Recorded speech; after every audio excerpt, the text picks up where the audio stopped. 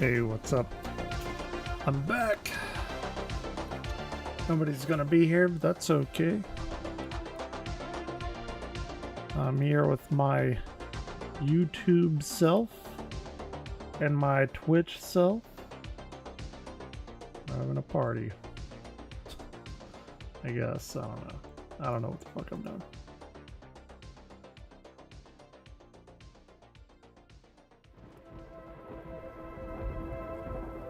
Let's see.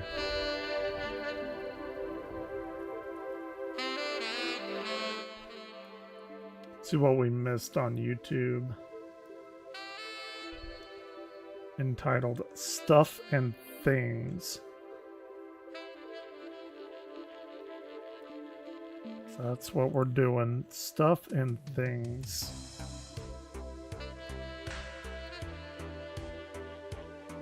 Change the color.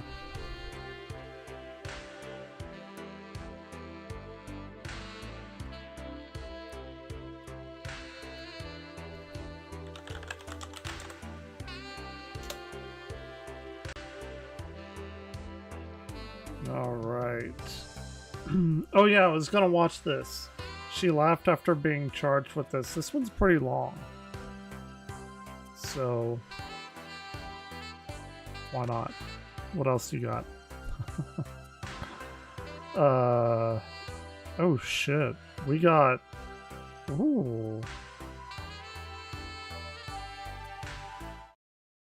Ooh, we have a Man in the Suit analog horror that just dropped an hour ago that I was not aware of. So we're gonna have to watch that, I'm pretty sure. And my internet is being weird again, but that's okay. Cotton candy. What the fuck is this person doing? I have to click on this. I can't not click on this.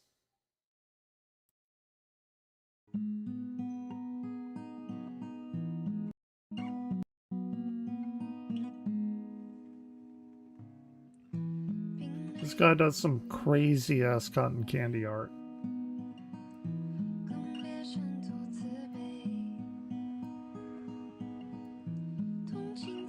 Internet'll fix itself.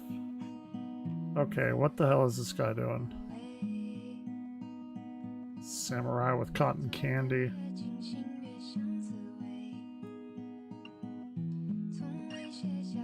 That is way too much cotton candy.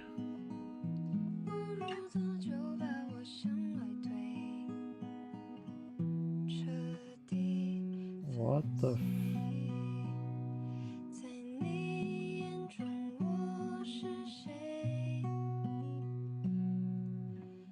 What the fuck?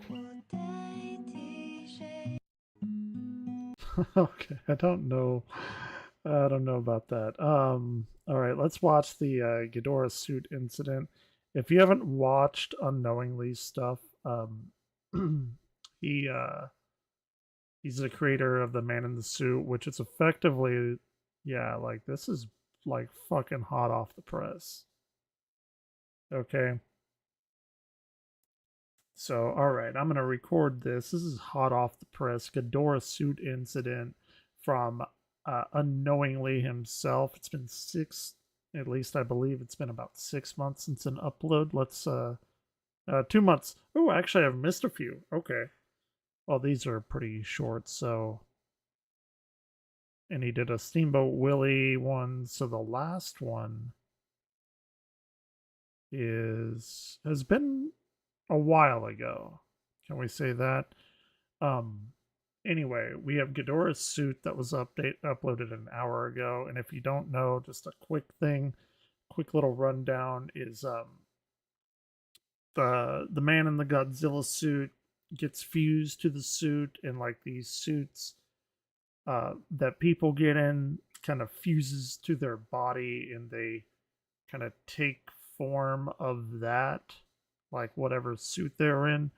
And he's had several of them: Mothra, Angurius, and there was another. Most of the first ones are just a Godzilla suit, kind of establishing the world. but we had, yeah, a few more, again, Mothra than this one, but now we have like a big one, right? Ghidorah, that's like the big Godzilla, at least to me, like the major foe. So this is 10 minutes. Let's see what's going on here.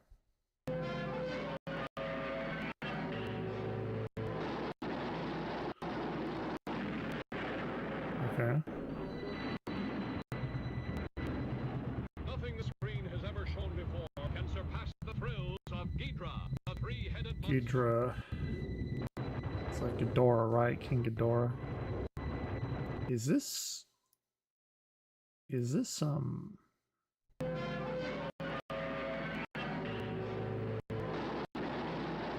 is that part of that?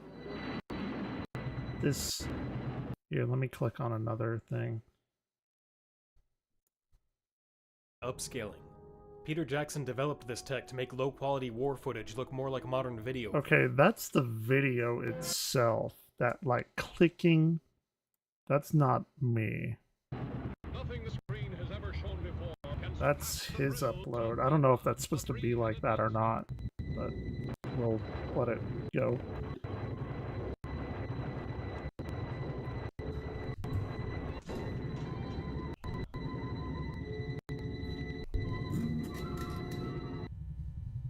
Okay. From an atomic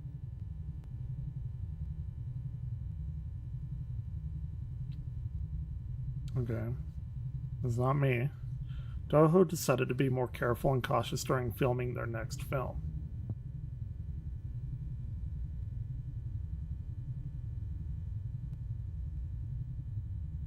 Their plan was to make a semi-puppet semi-suit. The reasoning for this is possibly confuse the man in the suit. The man in the suit is also like, it seems that he's trying to get people in the suits to like turn them, kind of, if you want to call it that.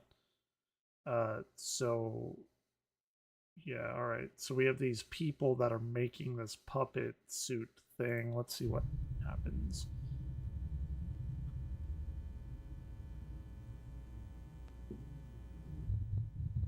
Oh, I've been testing new materials that would be resistant to heavy damage. Okay. That's cool. I like that. These materials consisted of redacted things. Fair enough.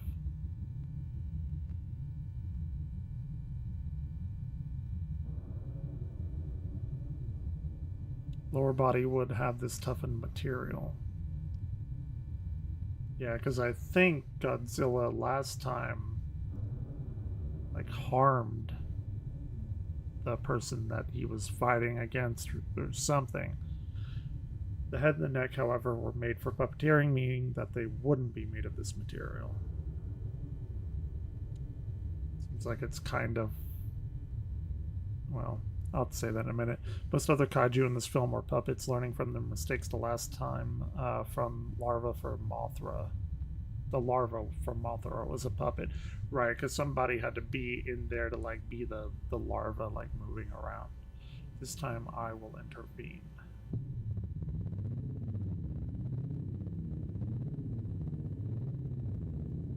Okay.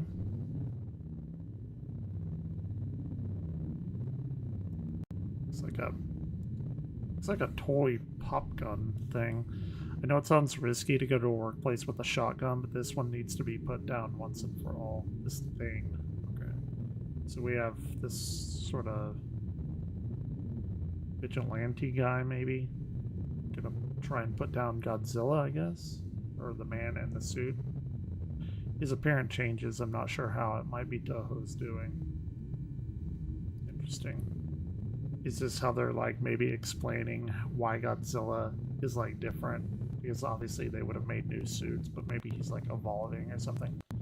Toho's team were incredibly confident about this plan. Okay. However, their confidence was put to the test. And I'm sure if I'm wrong about this, y'all will tell me in the comments below and completely eviscerate me. They only had one Last thing to film, the man in the suit was behaving properly because of heavy security. Correct.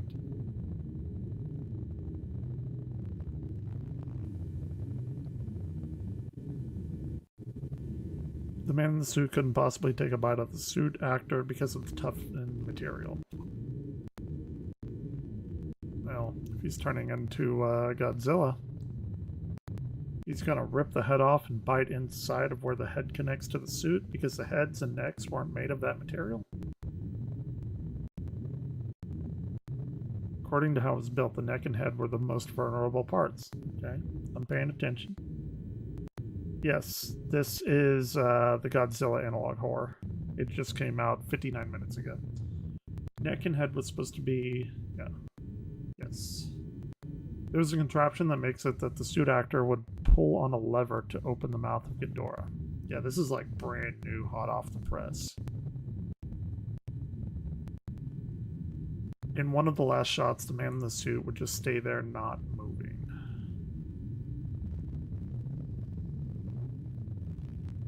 And he would shake violently.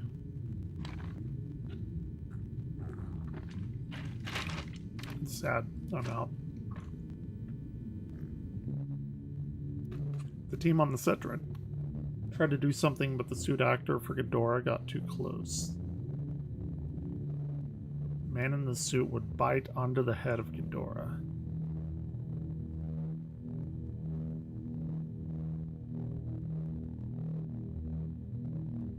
It was like an airplane or something. Jesus Christ.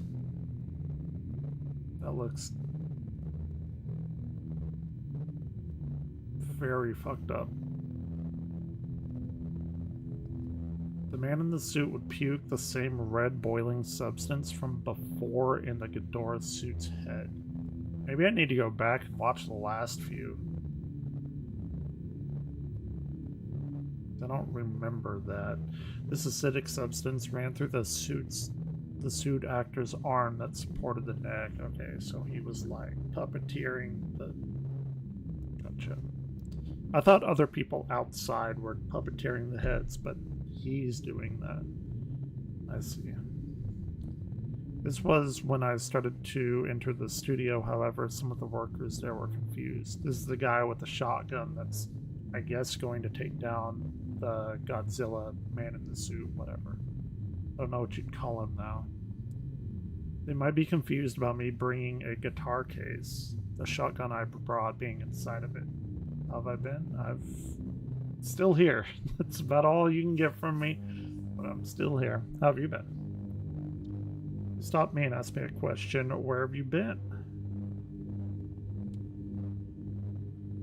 I'll tell you something after this. Yesterday I found a pretty good analog horror. I asked, wasn't I fired?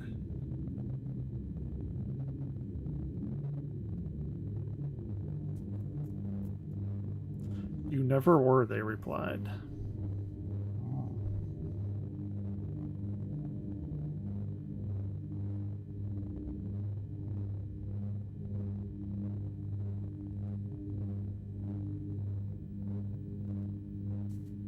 What is this? As I barged through, ignoring their comment, I realized that the set that they were in... Sorry, one second. I realized that the set they were in had a power box in the room. It's chilling, that's good. You must have noticed me because after puking the acidic blood in the head of the Ghidorah suit, he faced a power box. Is he gonna like absorb the power like Godzilla does? It happened so fast. He's like totally gonna absorb it, isn't he?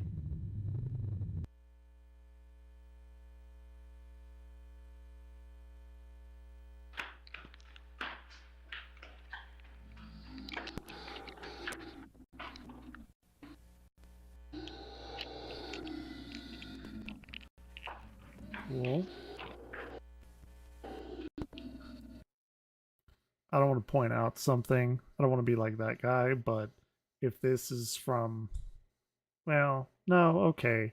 If this was in the 60s, I guess this could be in color, I assume. So I'll let that slide as if I could do any better.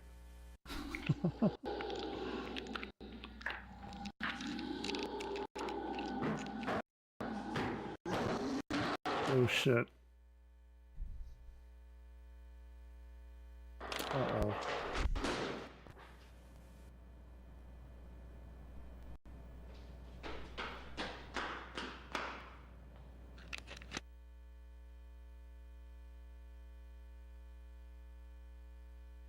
Okay.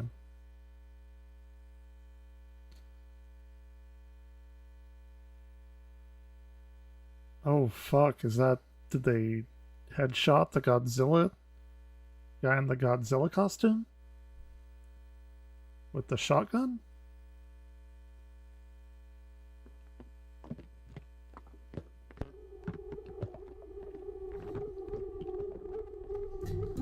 He's gonna like reform it, isn't he? That's what's gonna happen.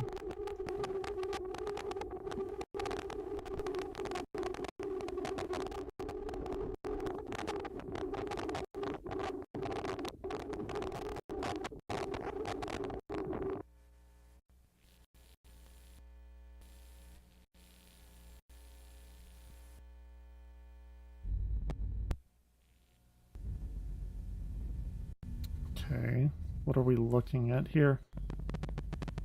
This looks like maybe Ghidorah or something. Looks like 3. I don't know. I don't know why it would be like that.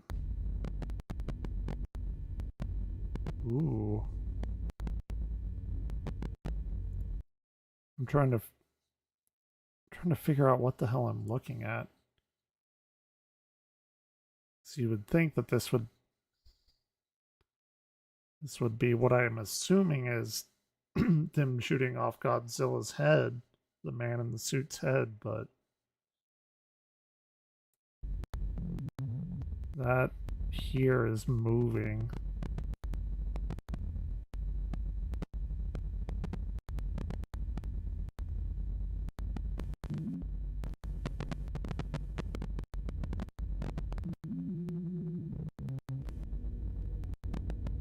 Okay.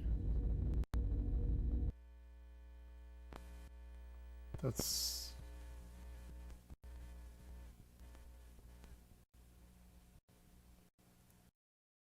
Hold on.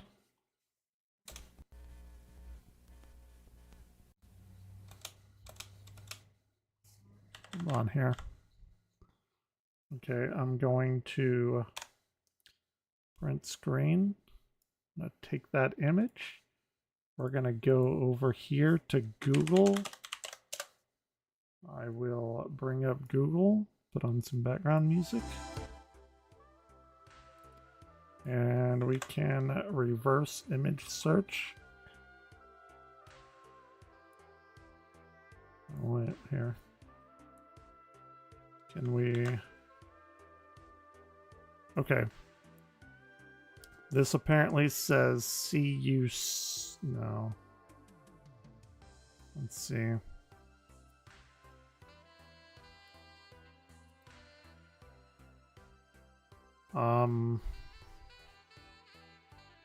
Is that... It may be like too blurry or something. I don't really see anything that matches it. Text, maybe? Search the text.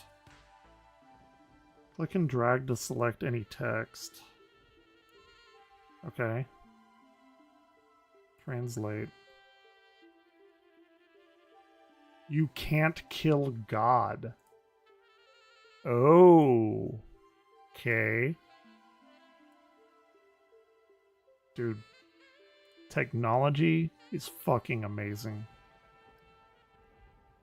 That is really cool. I've never done this before. I didn't even know I could. You can't kill God.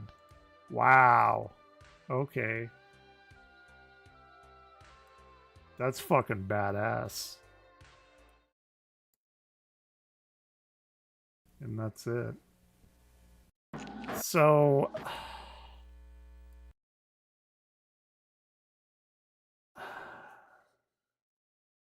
I'm still confused. Is this is Godzilla, because the guy said over here that he was coming in here. Godzilla bit off Ghidorah's arm head puppet thing and was vomiting the acid, blood, puke, whatever the hell it is, into there. And then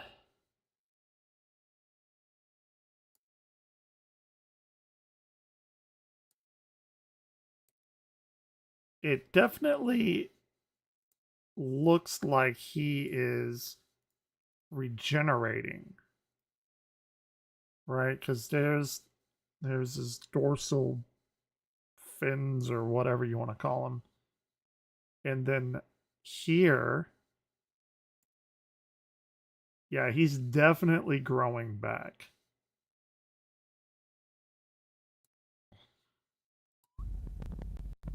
But this I don't know about. Like, I don't know what I'm looking at here. Other than this thing moving. Because... well, I just don't know.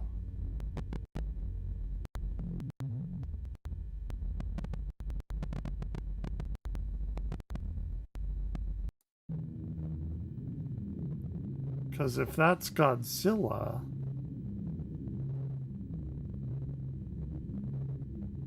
because those are the dorsal fin things that we saw here.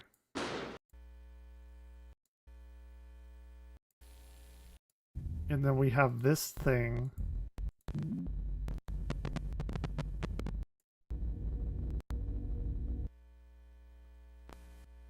And this is clearly King Ghidorah, right? So it seems like we have like two stories going on here.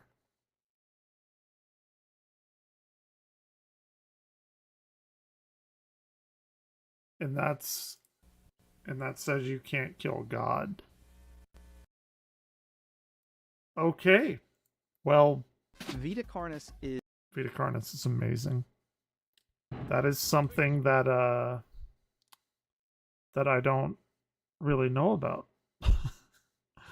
Because I have watched the last few. In fact, I will watch the previous ones just to make this video a little bit longer after edit, because I will throw this up on YouTube.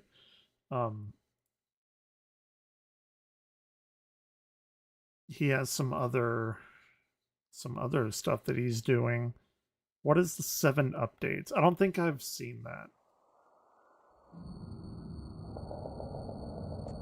Okay, so this is one that I haven't seen as well. So this is after the Mothra part. Okay. Let's watch this. I've gotten several updates on what happened after the Masura incident. 7 important things happened during that.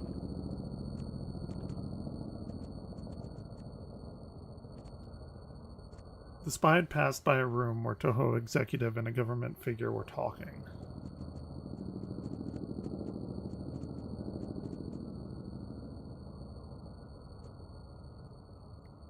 They were talking about the current state on the matter.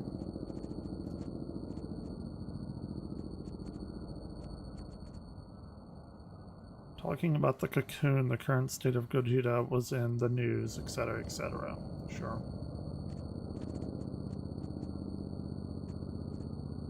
The most important detail I got from that was I finally knew who was helping them along with hiding this.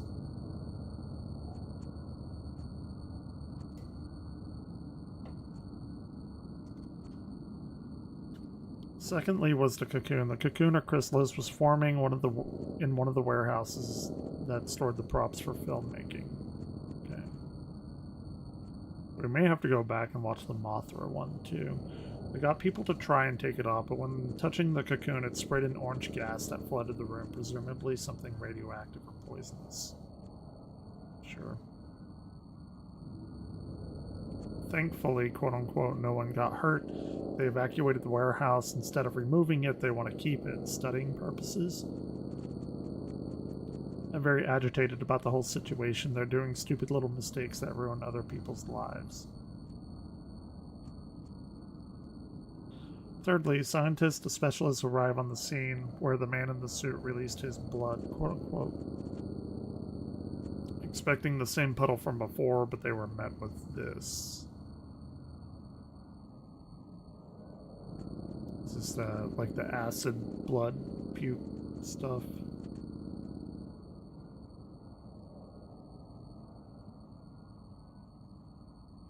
Yeah, that's what it looks like.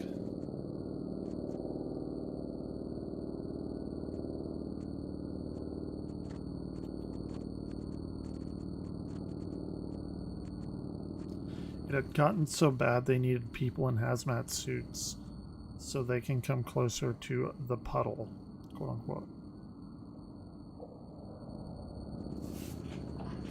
And they had looked at the puddle, they realized that they needed to shut down the area as they looked at the puddle. They were too afraid to touch the substance, so they closed down the area. Well, good. Don't touch shit that you don't know about.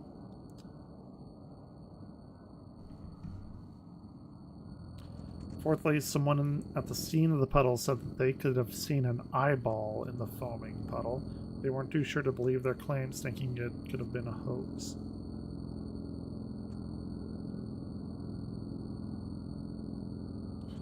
They weren't taking any chances, looking closer if they could find the eye in the puddle.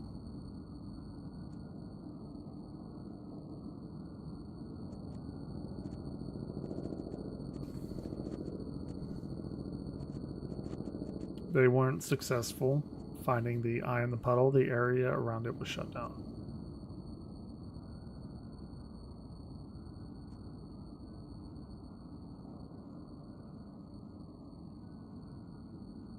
Fifthly, I found out that they were going to make another movie despite what's going on.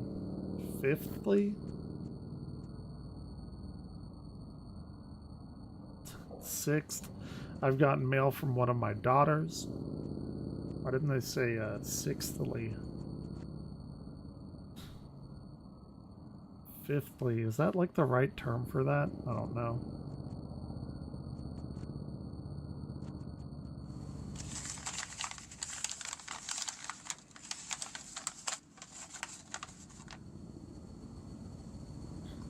Me, mommy, you.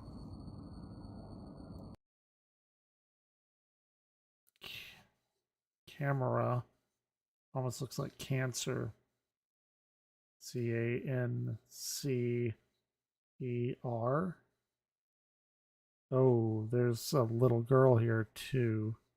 Me, mommy. Mommy does not look terribly happy. And I don't know what that is. We miss you, Daddy. Dear, I've been worried about you. It was only supposed to be a movie. It was only supposed to be one movie. Are you asking more? Are you making more? Something, are you okay? What's going on? Are you, I don't know what that is. Filming? Asking? Making? Something with ing. I missed them.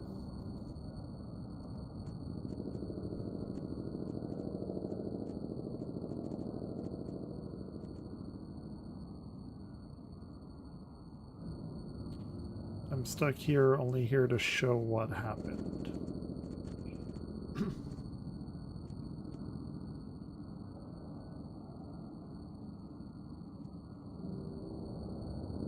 Oh, want to go home, but I can't.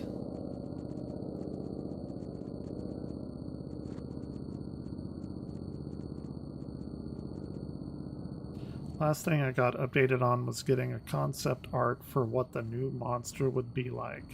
And I'm assuming that's what we just saw. This time I'm going to try and intervene. Why can't he go home? I don't know. I was thinking that. Like, can he or can't he in the way of like, oh, I can't do this. I have to stop this. Kind of like it's my mission. Like a personal mission or something. I don't know. I can't let this happen, not for a third time. So the first time was Godzilla. The second time was that other like armadillo looking monster. And the third time, no. No, wait, this should be the fourth time, no? Because the third time would be like the Mothra larva. We may have to go back and watch the Mothra one again. Because they're saying the third time would be Ghidorah, which is what we just watched.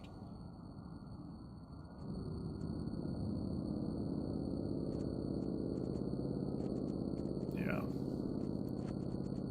There's, yeah, Ghidorah. Which is like the best Godzilla monster, in my opinion. Okay. So 7 updates. Angurius. Yeah. So this one. Why? No, I know I've seen that. Why? This is in 1955, but this one is uploaded after this one. Because this one was uploaded 6 months ago, and this one was uploaded 5 months ago. Does this one reference this one? Or did he know about this? No, okay. So this was uploaded 7 months ago, the Angurius suit. That's the weird looking dragon armadillo thing that I was talking about. I want to see the Mothra one again.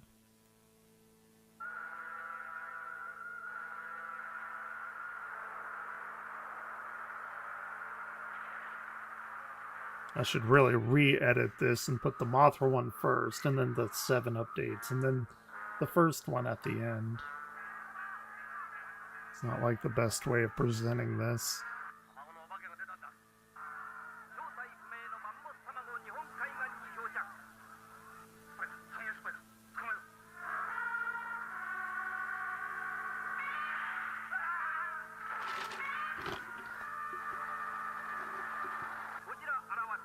Okay. Is Godzilla in the public domain now? Is that why he can do all this? The spy I had befriended had told me that what happened during the time the man in the suit had escaped. Yeah. He had told me that something went wrong. Godzilla isn't in the public domain. Interesting.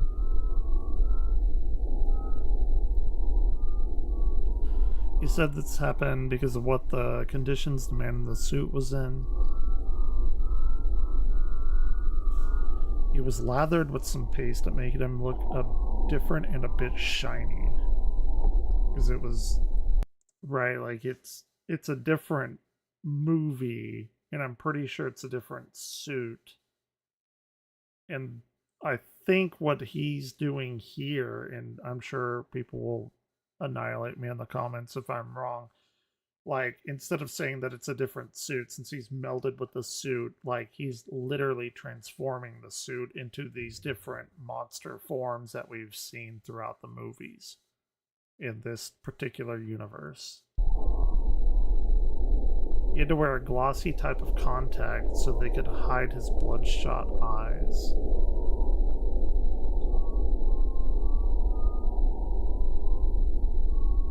He was forced to withstand high wind. Yeah, Doesn't seem like that would be fun.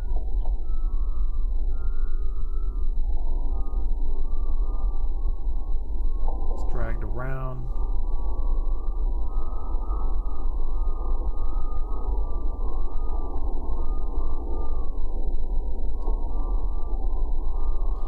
Treated like a circus animal.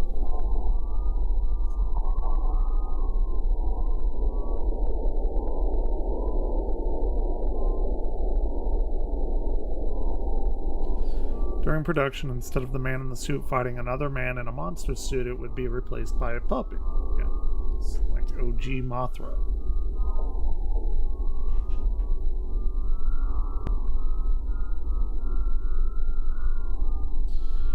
The man in the suit saw Masura, the puppet moth, as a living being. He thought somebody was inside the puppet because of how lifelike it acted. Again, I have seen this one. I'm just trying to refresh my memory on it.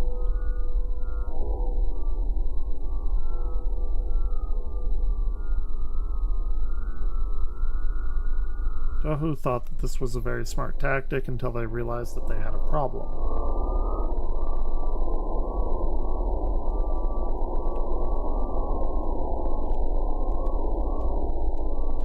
Someone needed to be in one of the larva suits, because the larva has to crawl around, like I mentioned earlier.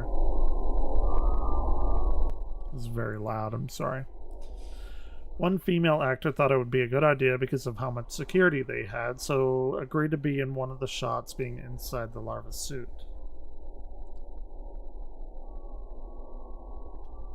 And remember, at this point, there's already been one other person turned into the suit that they were in, that Angurius, or whatever it was called.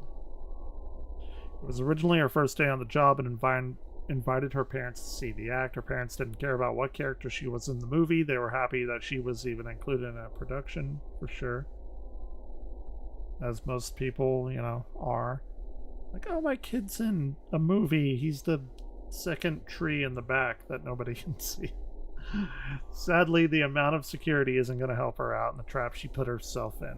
Yeah, she fucked up. She fucked up pretty bad.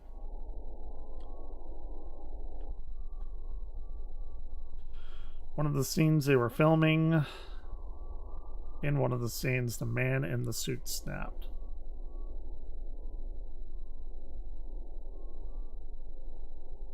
Going after the Masura puppet, biting onto it, he realized that the moth was a puppet. He would go ballistic and charged after the woman in the larva suit. So I think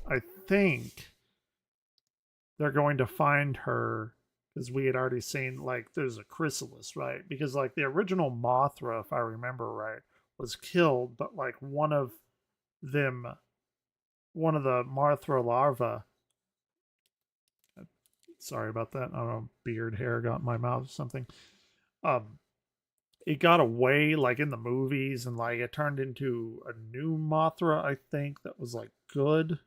Again, I could be wrong about that. I haven't seen these movies in forever, but I think that's what is happening here, except the chrysalis is, as we like read about before, was like spewing this orange gas vapor stuff, which I guess is what she is going to turn into eventually. We don't have that yet, though.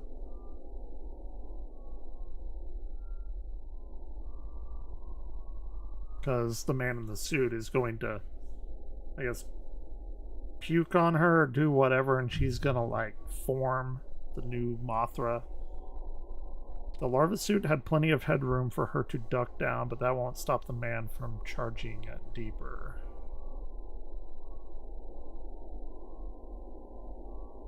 It's a very sophisticated work here. While her head gets bitten, her parents see everything. It's not good.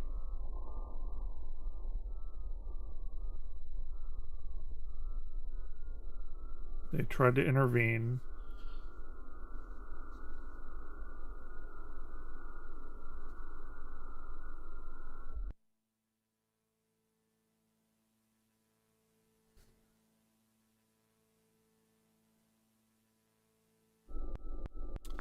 They were both mauled to death by the man in the suit. Yep.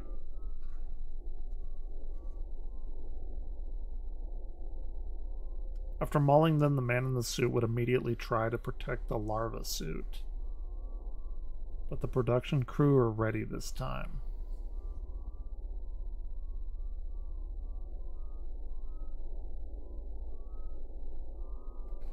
With tasers, they stunned him away from the larva suit. Stunned him away from... It's weird. In a fit of rage, he barges through the security and escapes. Stunned him away. That's an odd turn of phrase. There was a team that was quickly dispatched to catch the man in the suit. 4 men were tasked to stay with the larva's suit, wanting to try and get her out of the suit.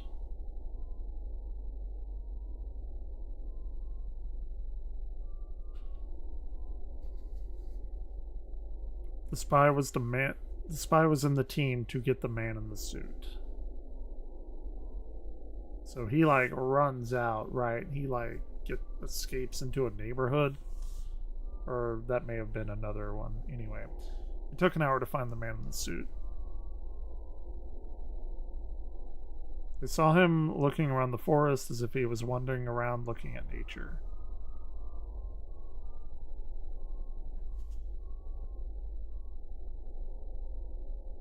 As if he was calm.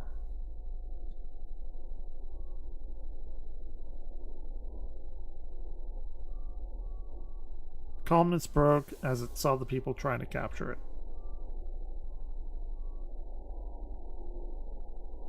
It's interesting there to point out that they're calling it now.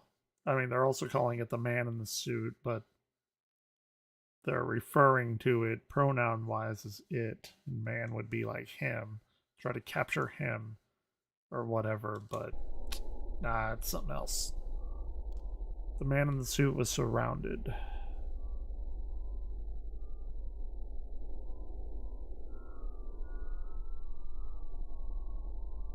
Then it would start to shake violently.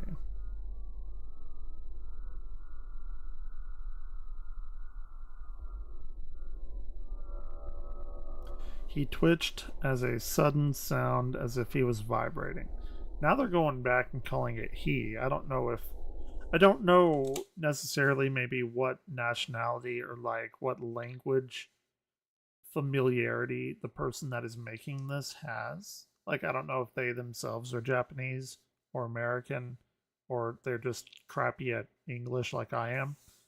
And I'm not like roasting them or anything. But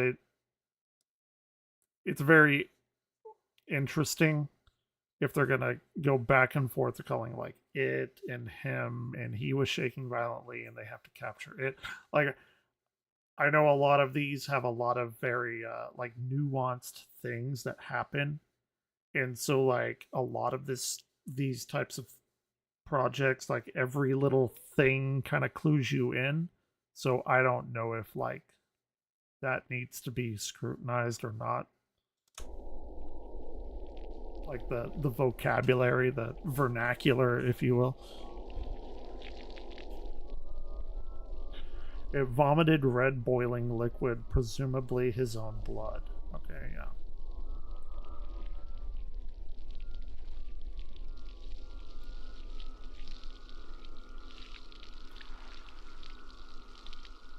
And again, it seemed like this was acid.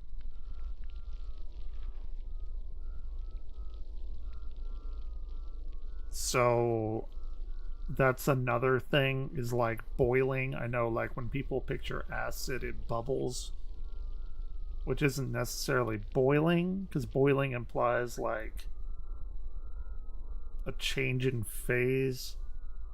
I don't know. I'm thinking way too much about it. It was probably a last resort the creature had, but somehow that they had a hold of the beast and they took it back.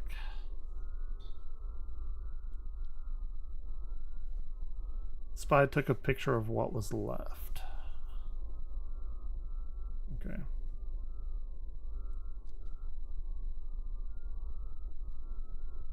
It's like a little pool, right? They left quickly to go put the man in the suit into a secure place.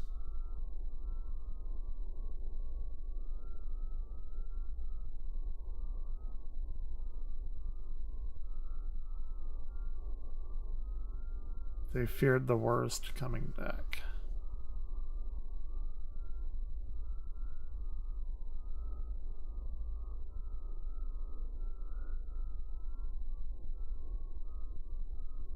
So I think we're gonna get some Mothra details here.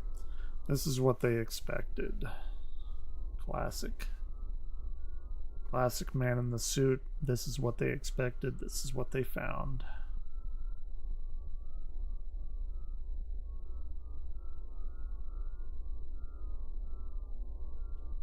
Okay.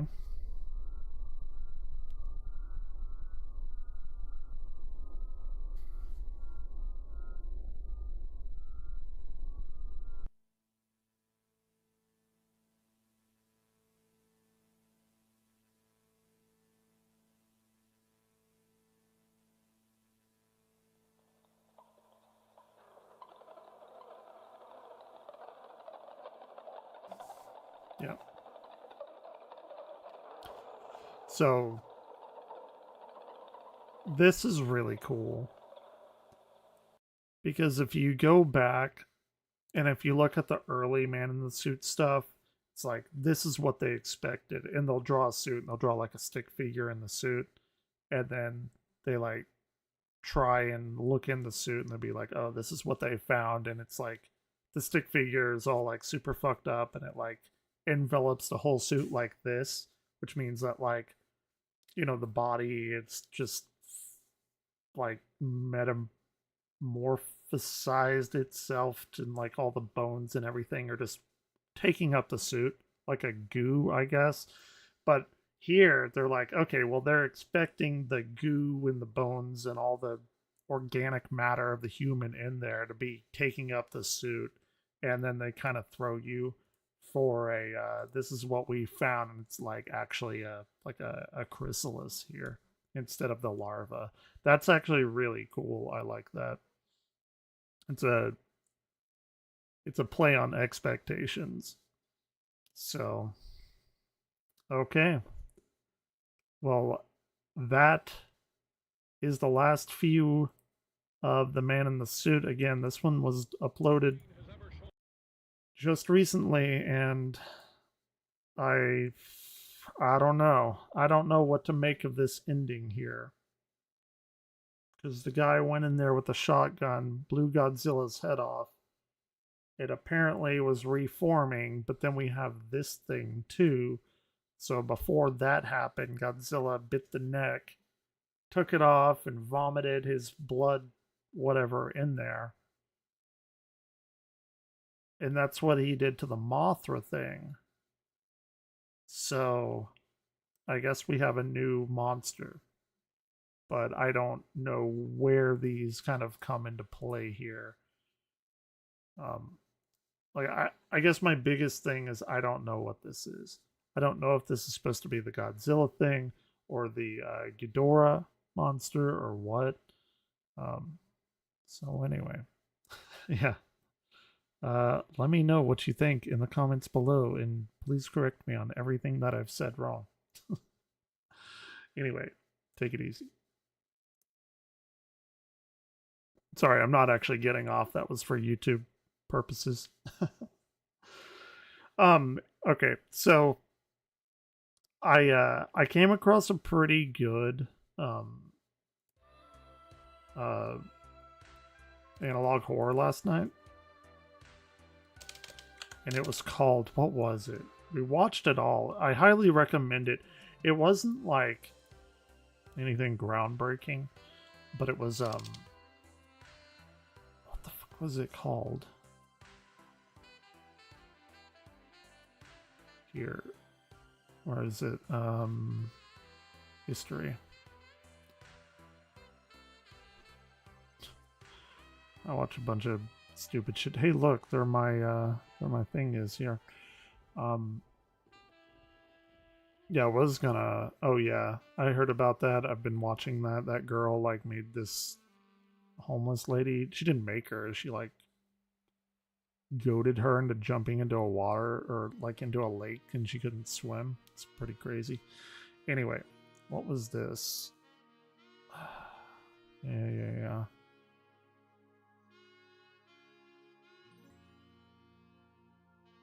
Oh, I started kind of messing with the Marble Hornets.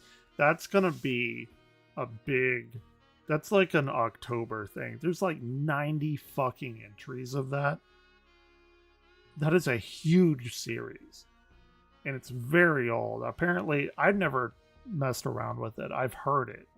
It's like one of the OG weird things that people made. Like when Slender Man, I guess, was getting like real big. He's like 14 years old. It's pretty damn old. Anyway. Surreal Broadcast. Surreal Broadcast. It was pretty good. Highly recommended. It is very, very, very similar to both Gemini Home Entertainment and Local 58. Yeah, I love October and September. But Surreal Broadcast was really good. It doesn't take a ton of time. There are 3 seasons. He never finished his finale, which he posted like a trailer for 2 years ago. But it's like here, I'll show you the first one if you haven't seen this. You can just see like it's very, this one especially is very Gemini Home Entertainment-y.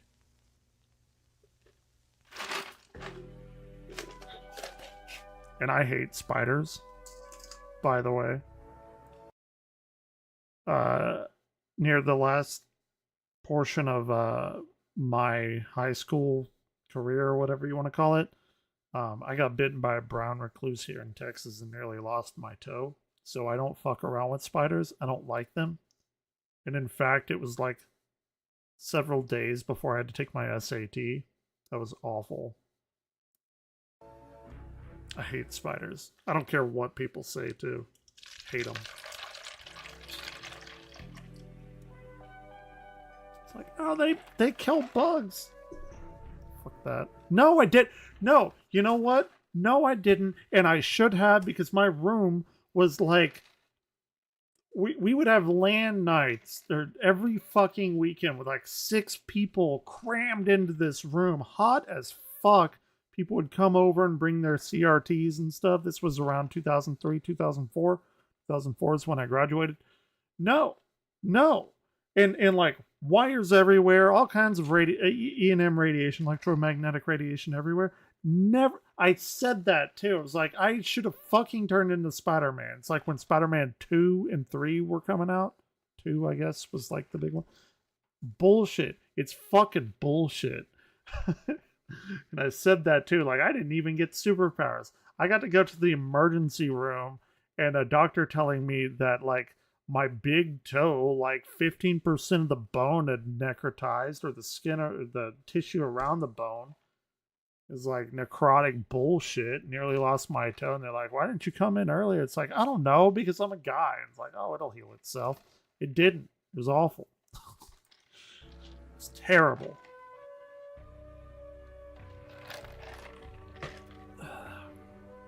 Spiders are found worldwide on every continent except for Antarctica. Dude, fuck them. Fuck them.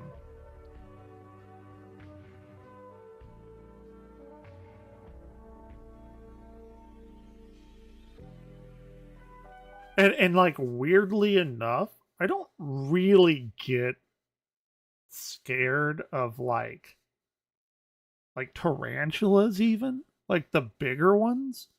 They don't really scare me. It's the little brown ones. Because brown recluse, like black widows. Fuck black widows. Fuck little recluse spiders. No. Now, of course, also the big ones are like the Sydney funnel web spider, which is like the most toxic thing in existence, other than like a blue ringed octopus. which I fuck going to Australia just at all. I mean, I would love to go, but all of their everything is terrible there as far as like fauna go. Um yeah, but like tarantulas, I'm actually not terrified of those. Most of the spiders range from 5 millimeters to 9 centimeters, which is very large.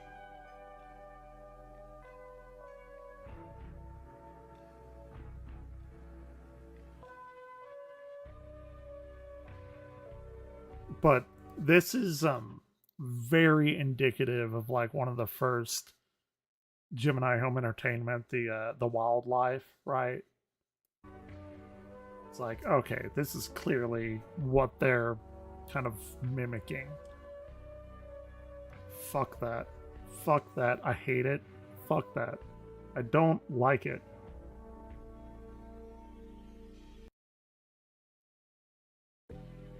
Yeah. I mean, I don't want to be near one, but I'm not going to freak out if there's one. But if there's a little, like, the house spider thing, oh, dude, I am running away, squealing. Well, you wouldn't even hear it because it would be so high pitched, it would shatter glass. Is my reaction to spiders like that.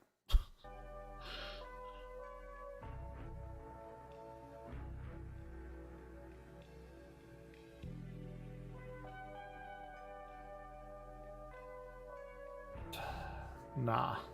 Nah.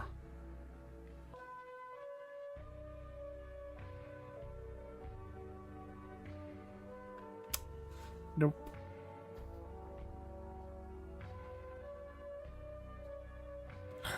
And I've actually watched, like, there are, I think they're called, like, tarantula wasps that make me feel legitimately bad for tarantulas with how, like, burly they are and how, like, for lack of a better word, like, masculine they are. Like, they're just fucking animals that you wouldn't want to mess with. They're like wasps that take them down and like sting them, drag them into their nests, and then like lay their eggs in them. And then the eggs like eat them from the inside out. I'm like, fuck, dude. That wasp fucked that tarantula up. It's a really gnarly video. Tarantulas comprise a group large and often hairy spiders. Currently about 1,000 species. Yeah. 11 to... Yeah. 28 centimeters is big. Okay, and here's where it comes, like, the wood crawlers. Let's call it thing. What? The music goes out. I mean, it's exactly directly taken from Gemini, but it's fine. It's done well. Extremely aggressive, hunt normally during the night. Produces audio frequency that can cause audio and visual hallucinations.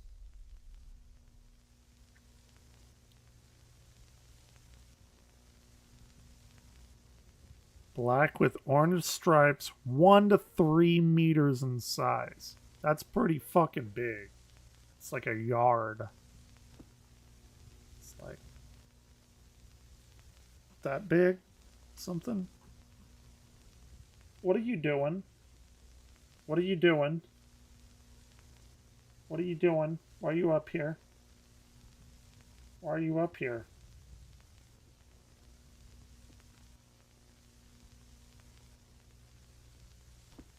Aranea. Yep. Red Diamond. That's funny.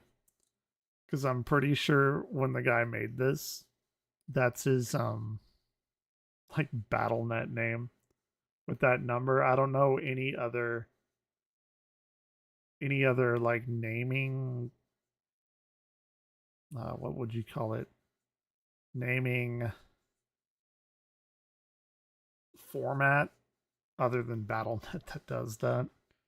But yeah, it's pretty good. It does get better.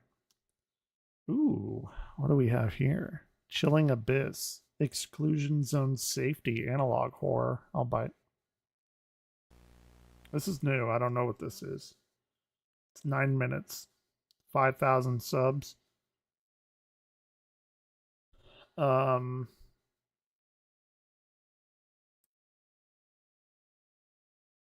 6,000 views. Yes, I have. I'll play it. I guess. I'll try it. But yeah, I have. I think it would be like, it sounds like a good idea, but is it gonna be good? I don't know. It's made by NetEase as well, so I'm not optimistic, but it has Storm and Wanda, Scarlet Witch, so I'll try it out. Let's see what we got here. This is 9 minutes. This is new. I just saw this. This was recommended. Maybe it'll be amazing.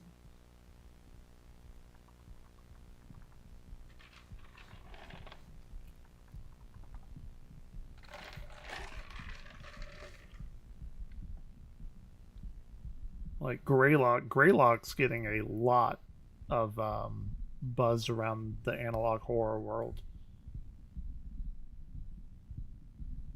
Greylock's turning into like a really good series.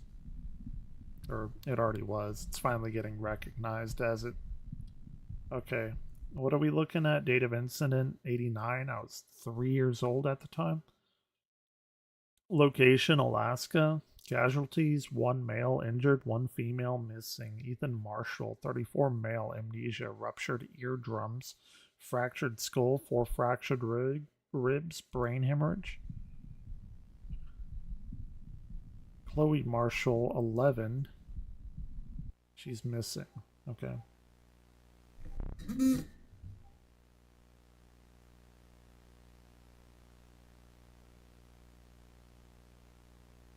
It's a very loud static hum. Adam Laboratories.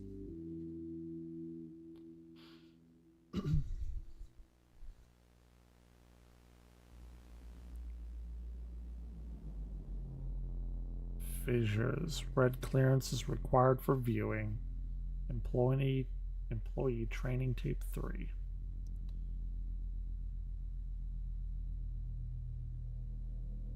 Okay.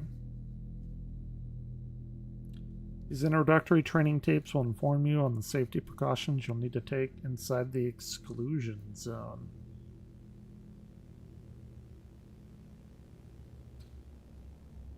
Exclusively focus on the topic of fissures. Like anal fissures whenever your asshole cracks because you have shit that's too hard. Sorry. I don't know why I said that. That is a thing, though. I've been watching a lot of The Office, and that came up, and it's fucking hilarious. And that's... I don't know. Okay, let's go. Let's move on. Alaska. I would live in Alaska. I fucking hate Texas. It's too hot.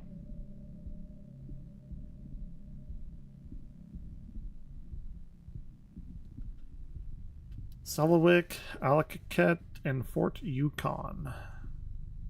87. That was 1. Maybe not even 1. So we have the Ruskies up there. It's the Russian people coming over on the Bering Land Bridge. Is that what we're seeing? Orion, what are you doing? You're being weird. 1989. Okay, October. What is a fissure?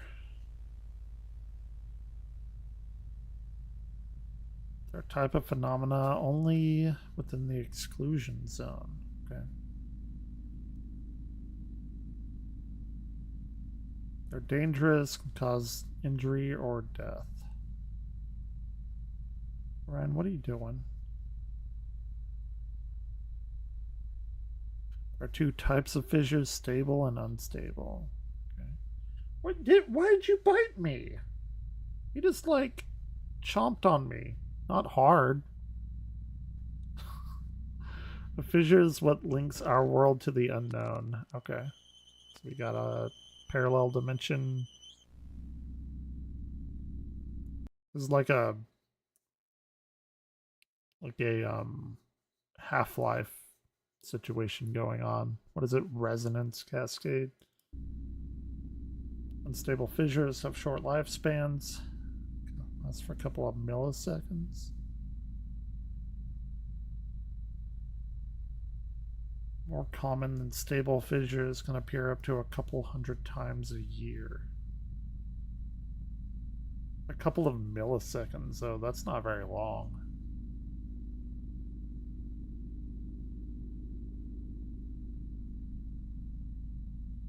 Stable fissures, a couple of minutes to a few years. It's a pretty long time.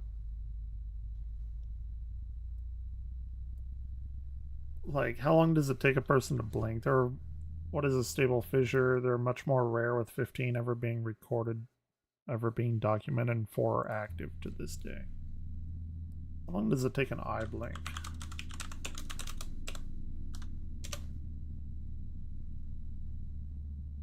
Yeah, a blink of an eye lasts for 100 to 150 milliseconds. They're saying an unstable fissure lasts a few milliseconds. That's like not very long.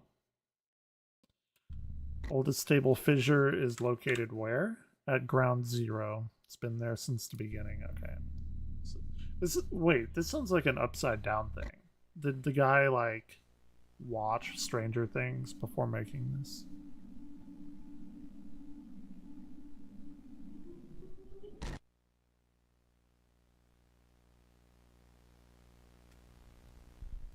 Have you detected a fissure? Electrostatic field detector.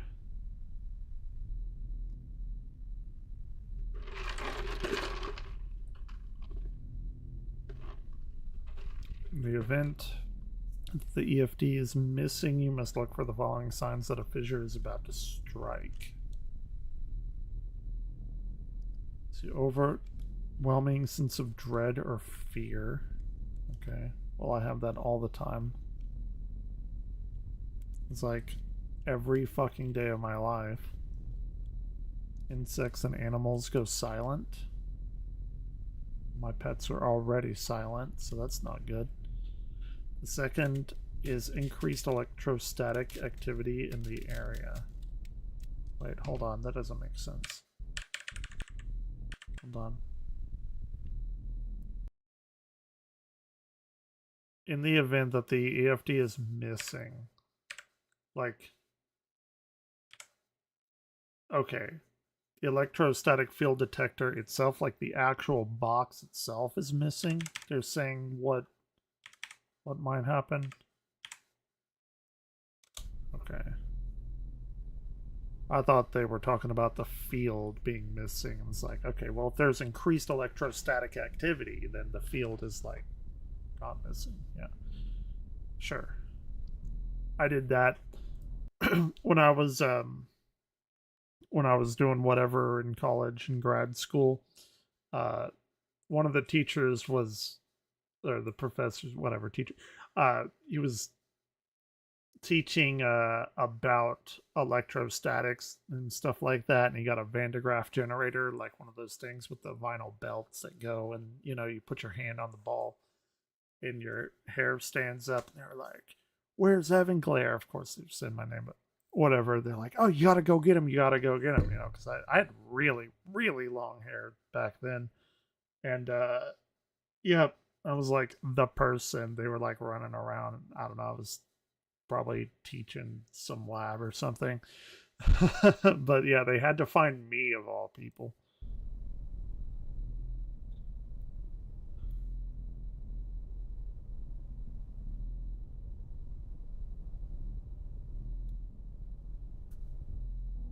Am I muted? I don't think I'm muted.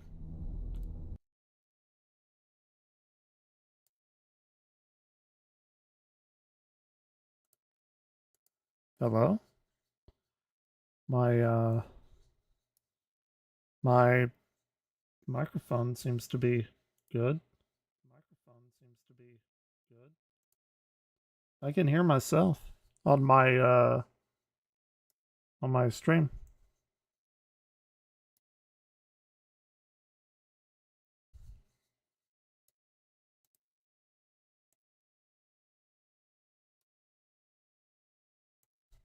Everything good?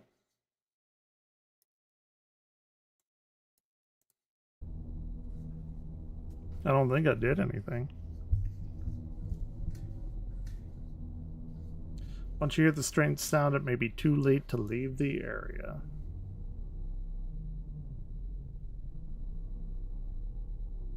Why are fissures dangerous?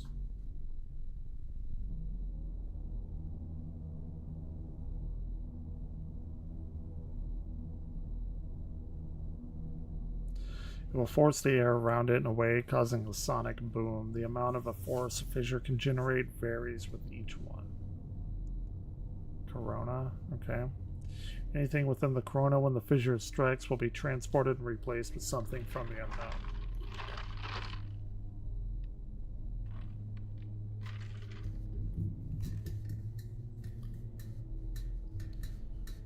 Okay, so it's like a pressure wave. At night, you'll be able to see a brief flash that's created when a fissure has struck.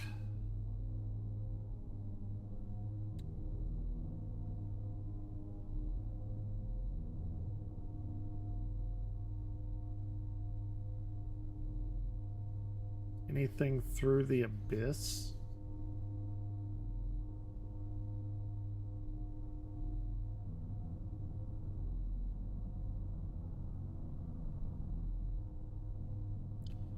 The size of what is transported can vary, but it is usually no larger than the size of an average man. That's coincidental.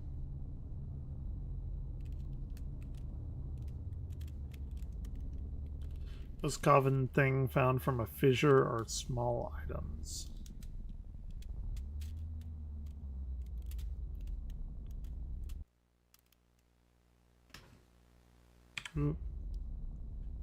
In more recent years, there have been an increase in biological entities. Never communicate with objects or entities. They like haunted or something. Never enter a fissure. You will not return.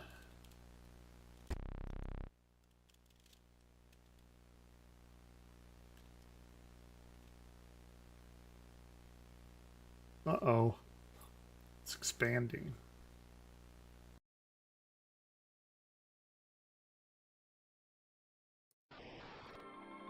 Stone Cold?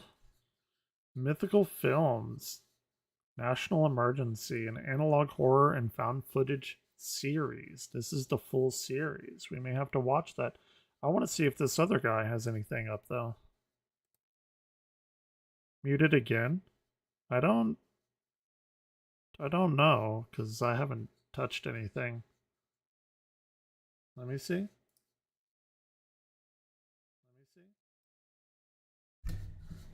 I don't think I'm muted.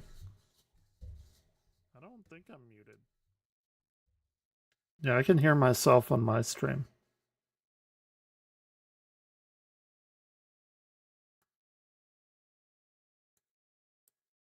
I don't know. It may be you or something.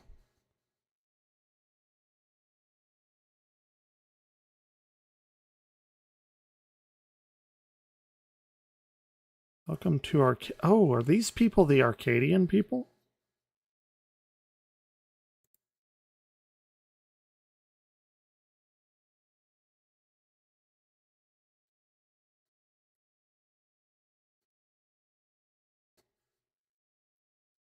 So that's the exclusion zone. Welcome to Arcadia.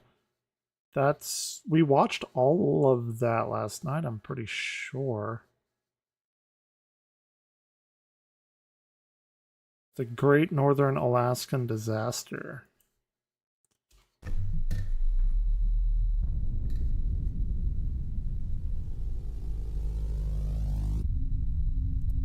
Here, let me make sure this is fine. Here, let me make sure this is fine.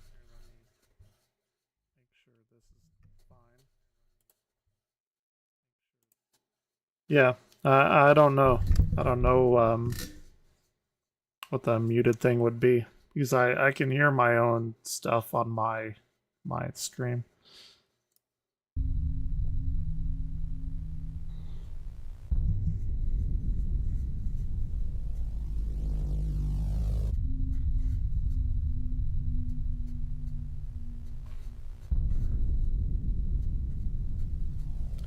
$1990. 4 years old.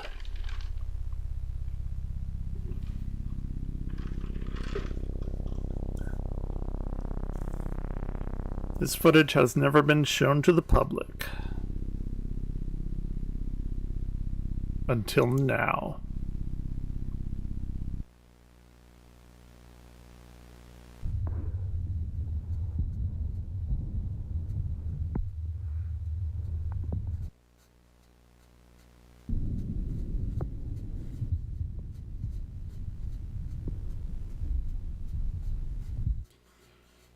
The Catalyst, 1983. Oh, he's playing Ski Free. Or is he? I don't know. Is that the little bear that comes and attacks you?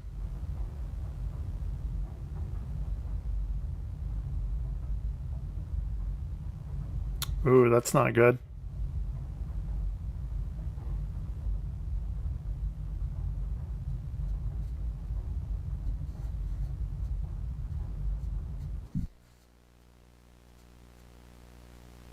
A large explosion occurs at 10:28 in North Alaska. Okay.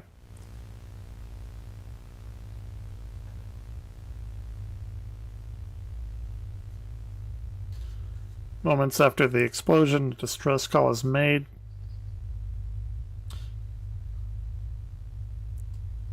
Audio recording of the call.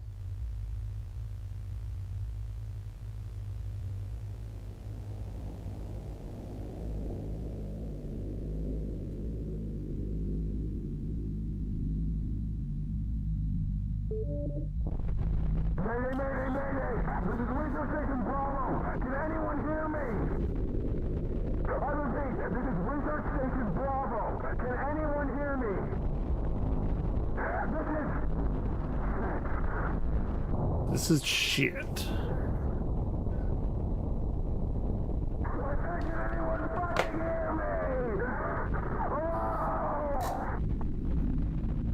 God damn.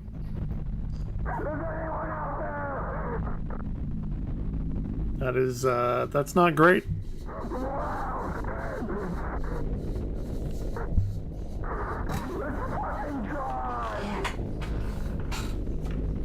That's not good.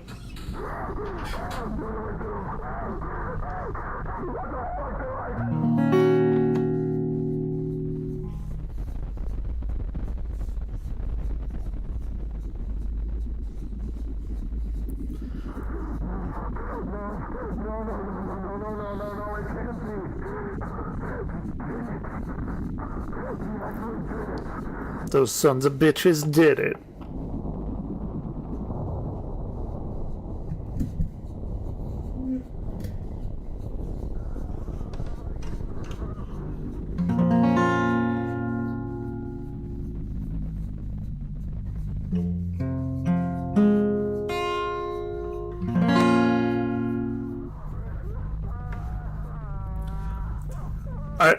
I find it hard to feel bad for him because I don't like his last name.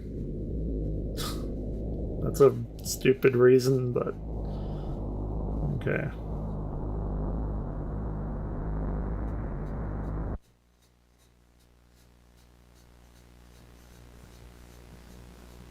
Christmas.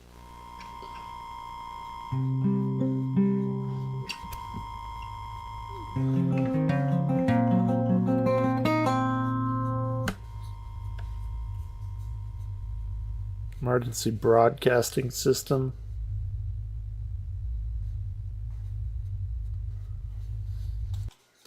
I have heard so many of these things in the past week because our whole fucking power grid got fucked up from like tornadoes and incredibly crazy storms. I'm just tired of hearing them. Like here in DFW, we got really messed up. DFW, it was pretty bad.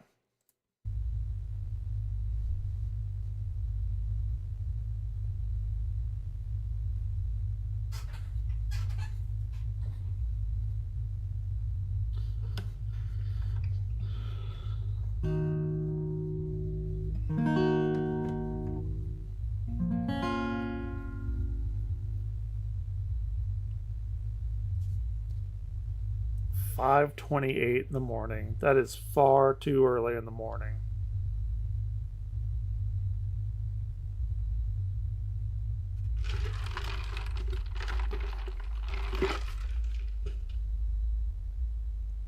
Or that's, well, late, I guess, for me.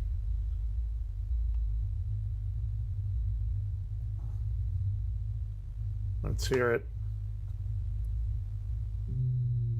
Evacuate now. Your area is located within the evacuation region. Time is critical. You have until December 28th. 5:30? Or is this 6th? Go away, timestamp. I don't know if that's an 8 or a 6.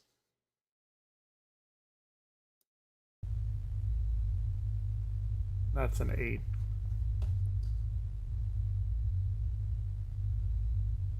So they have 3 days.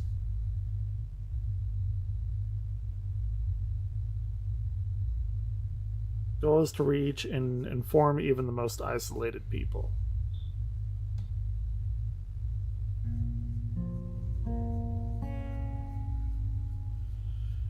This was quickly stopped when 2 airplanes mysteriously disappeared during their planned drop routes.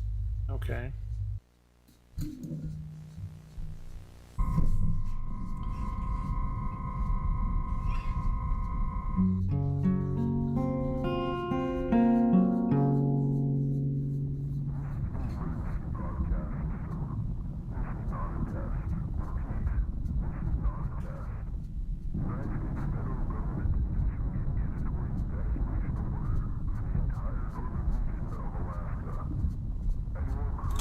This, by the way, is the video before what we just watched.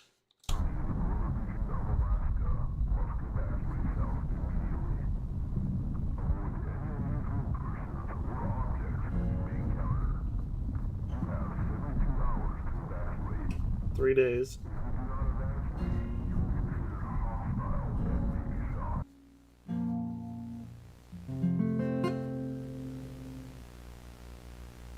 Why 3 days, though? Like, how would they know that? Or they said those sons of bitches did it. So maybe they do know.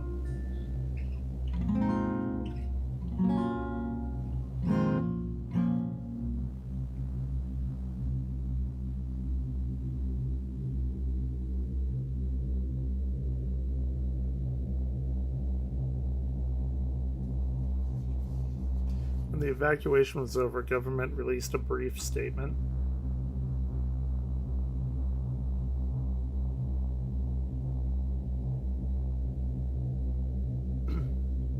Due to significant environmental hazards arising from an unforeseen event at a research facility in North Alaska, the region is now considered extremely dangerous. Entry is prohibited for the foreseeable future. It's Resonance Cascade, I'm telling you. I've played Half-Life.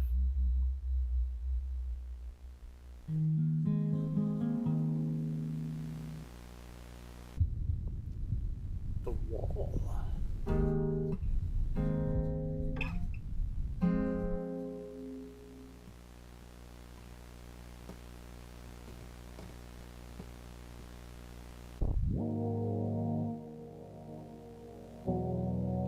Alaska's wilderness was once a pulsating heart of life, but the landscape has since changed dramatically.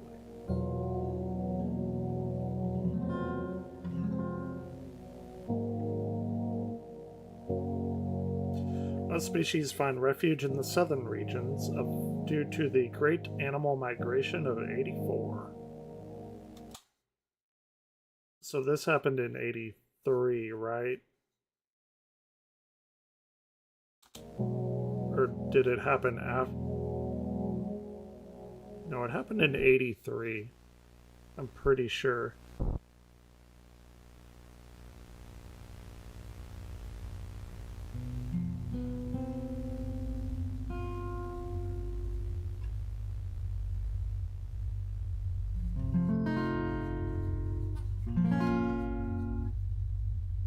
So they built a big ass wall around it.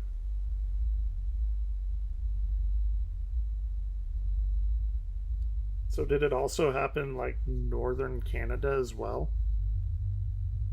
I'm curious.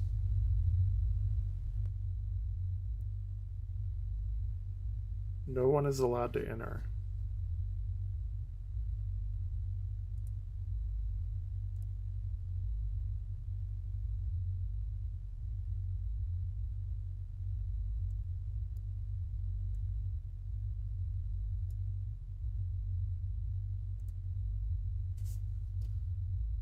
Interesting. It protects us from the unknown. Okay. But, like, shouldn't we know? Right? Maybe?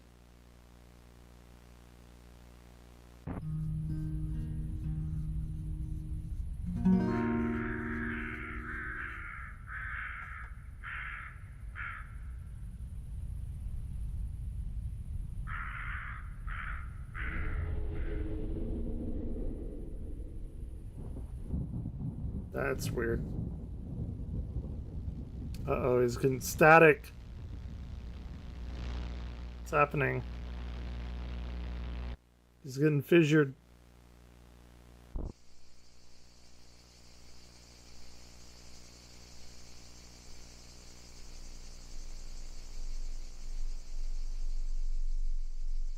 Okay.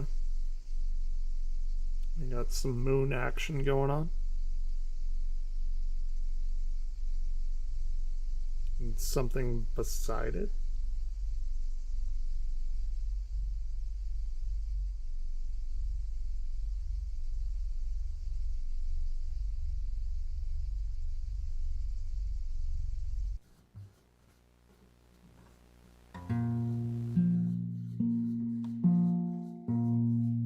No! Short of apocalypse.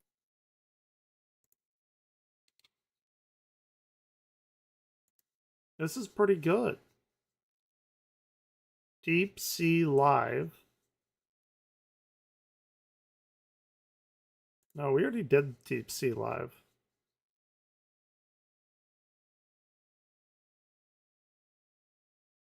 Welcome to Paradise. Okay, this is the most recent one. It's not very long.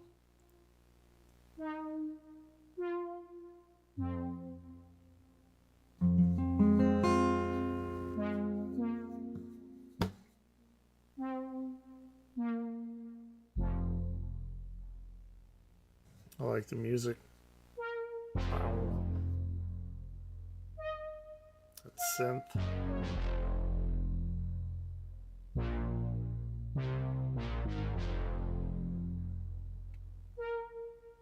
I like that.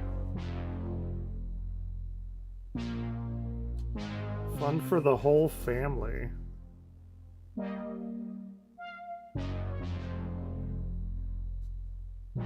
Unforgettable experience. Ooh, it's probably better than anything released today.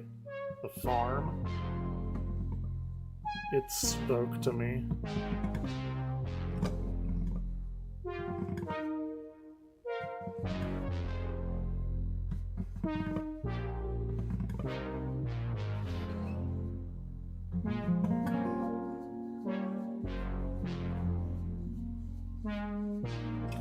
Arcadia Software's first entry into the gaming market. Dude, I want to play it.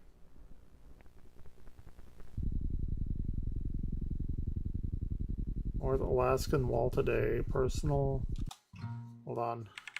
I want to see what this says.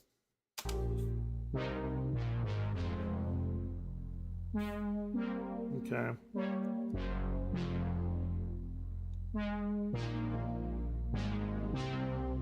Available while supplies last.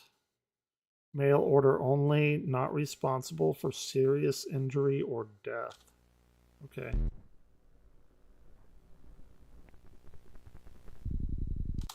Something were found beneath the North Alaskan Wall today. Personal documents were last scattered something. I don't know.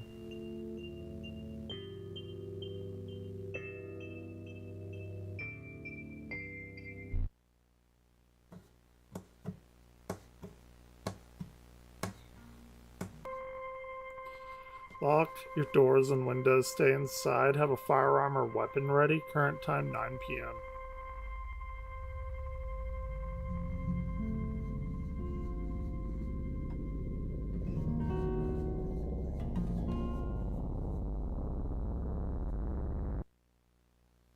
Okay. The signal? This is by the same people? How have I not, like, seen all of this? It's pretty good. It's not awful. Research Station Bravo in the Arctic from 1980 to 83. Okay. Or maybe this is part of that compilation. Did I watch all of that? I don't know if I did. I want to say that we watched it last night.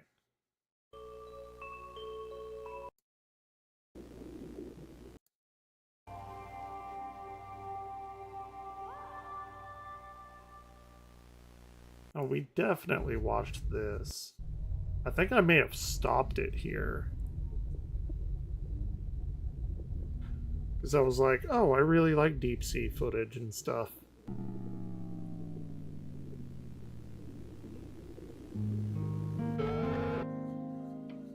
Right, and that was a spooky.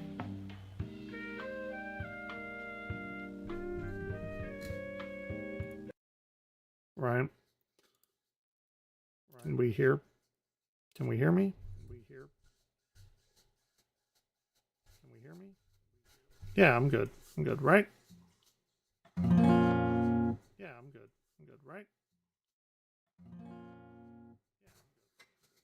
Yeah.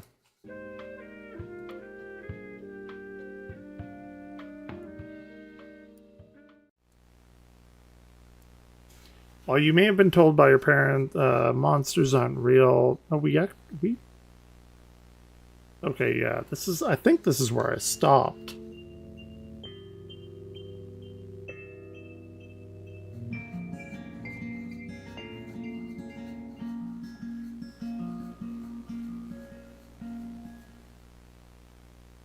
Number of anomalous entities have been documented. Mythical creatures are among the more recent additions to this list.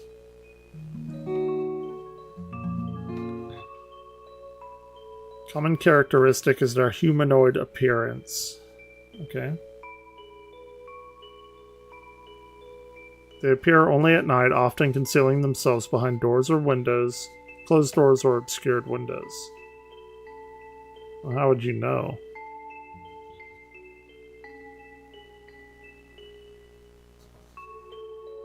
They will try to gain your attention.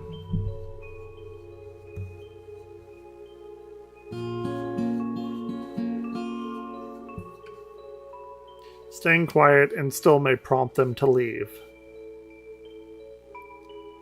Once you engage with them, they become aware of your identity.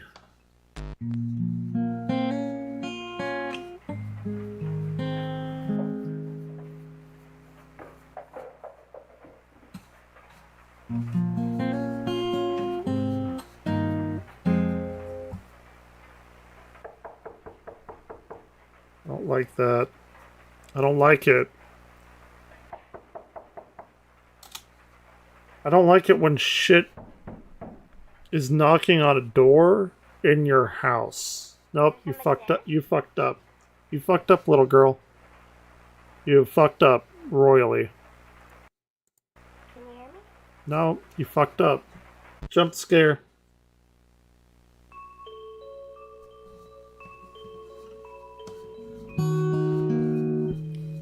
It's like, Evan Claire, do you want a berry saxophone?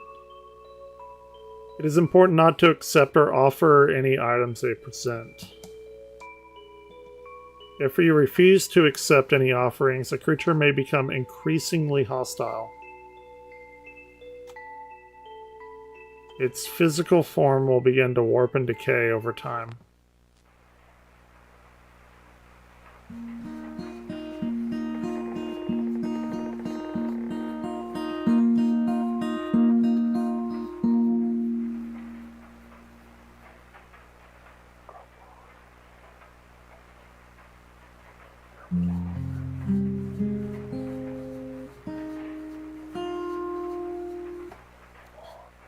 Nope. Nope, don't do it. Don't do it, little girl.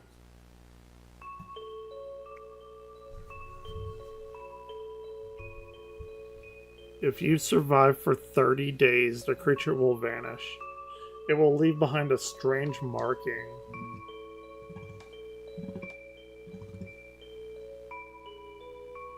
This is the creature's name.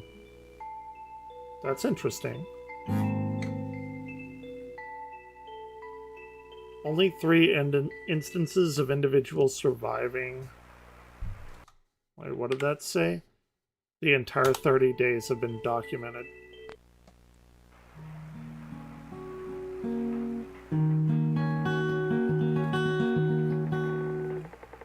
Nope. Nope.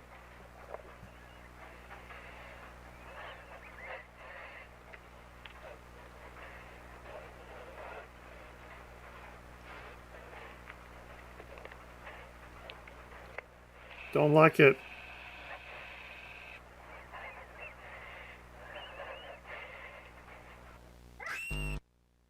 Yep. You fucked around. Found out.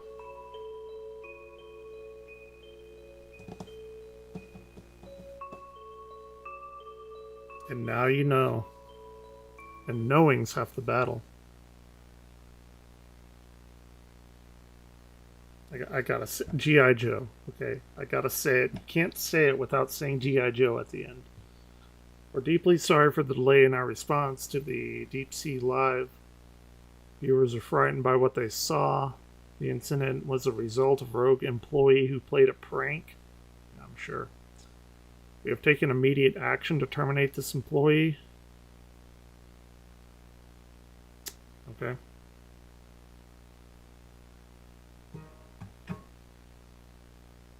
Arcadia TV is a place where people come to relax and unwind. We're committed to providing a safe and enjoyable experience. We hope that you'll accept our apology and continue to enjoy our programming. Yeah. I'm sure. Sincerely, the Arcadia team. Amazing.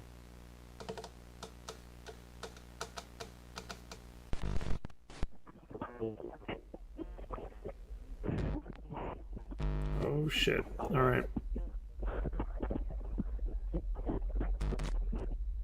There's more to come.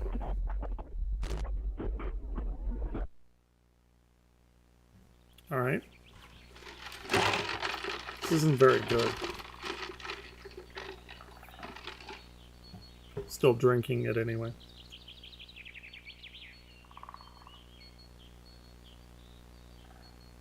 It's like the fucking Cloverfield thing at the very end. The body was found near blank on July 19th.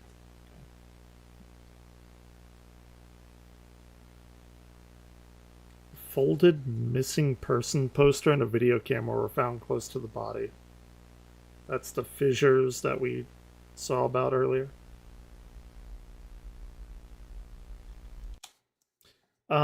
Sarah Brown, Jack Miller, and Daniel Smith last seen July 17th. That was 2 days ago. They said July 19th, right?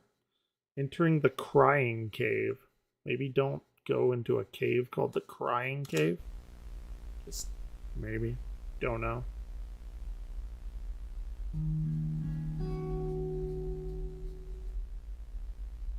The poster was for 3 teenagers who had never been reported missing.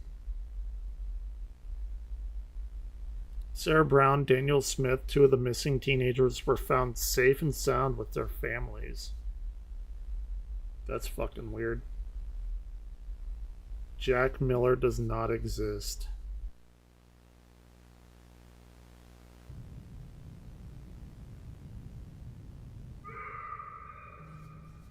And this is the tape that was found with them in the Crying Cave. Hello?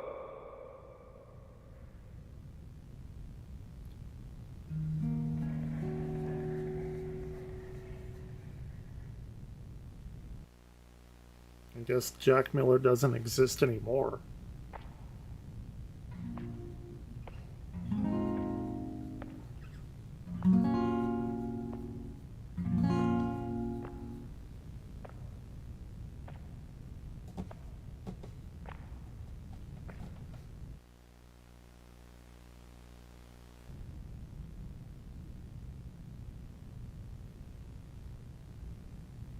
It's gonna be a jump scare or something. Getting into like jump scare mode. Yeah. Get the fuck out of there.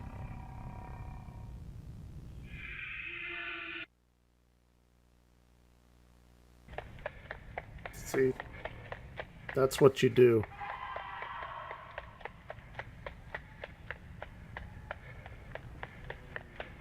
You don't have to run faster than the monster, just faster than your friend. Assuming he's in there with friends, I don't know.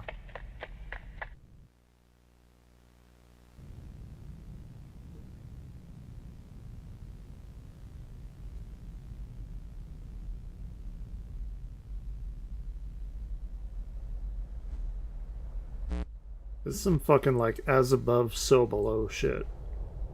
You ever watch that? It's a pretty good found footage movie.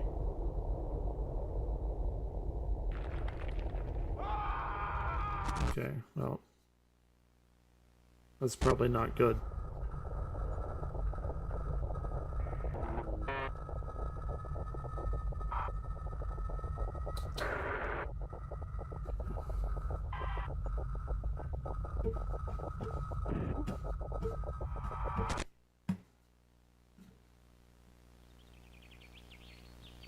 Okay. Oh, that was him falling then. There he is. Gotcha. I see what's going on now. The tape is a reconstruction of events that transpired at Research Station Bravo in the Arctic from 80 to 83. So we're in a new thing. This is called The Signal. There are significant jumps in time throughout the reconstruction. Some of the footage has been severely damaged or lost. Okay. It's good old John Walker there. We all know him, right? Develops first machine capable of sending and receiving signals from outside our universe.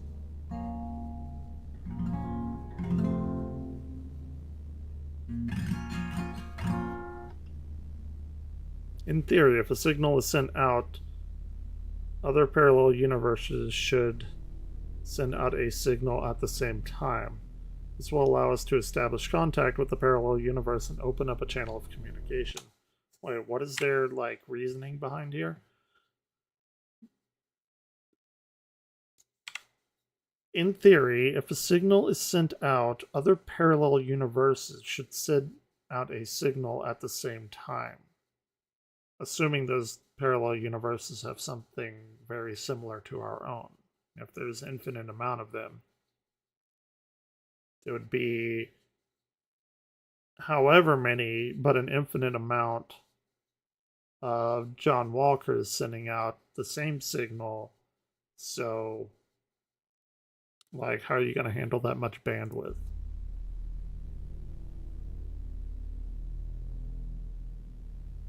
This will allow us. Okay.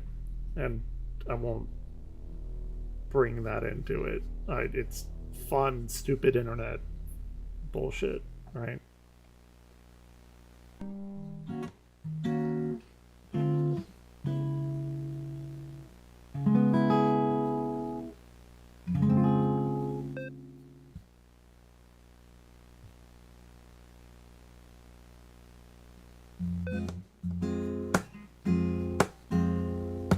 Loading Eve.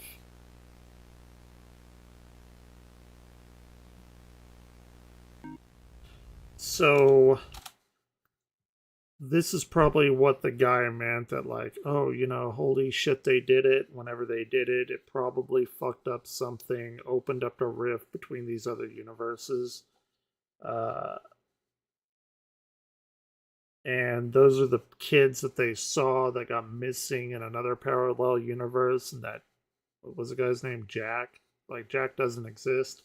Clearly does in this particular universe.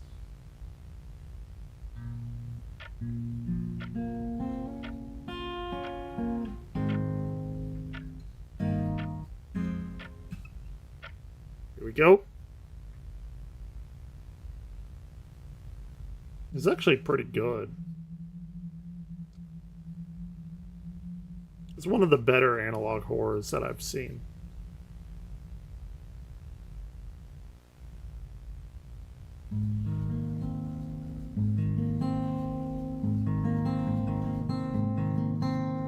Oop, there's another one.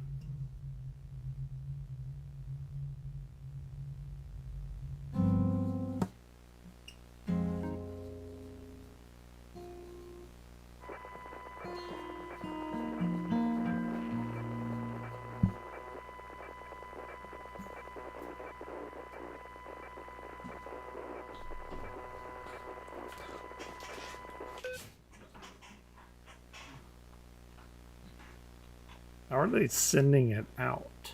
That's my thing.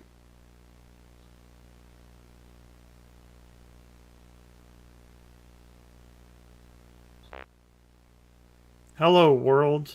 Classic. Classic. Wow. The wow signal. That's a signal that we saw in what, the 70s? 78 or something, that was like different than the background noise. It's called the wow signal. Nobody's ever been able to figure it out. I don't think. After a few days of communication, we decided to conduct a 3-image test.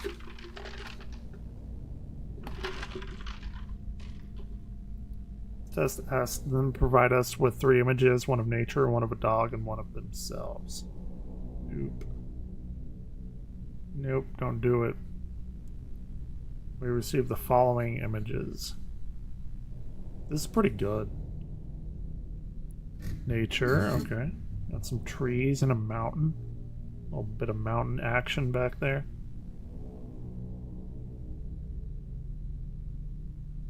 A dog. Looks hideous, but okay. That's what a pug, right? Not a super big fan of them, but it's fine. Themselves, alright.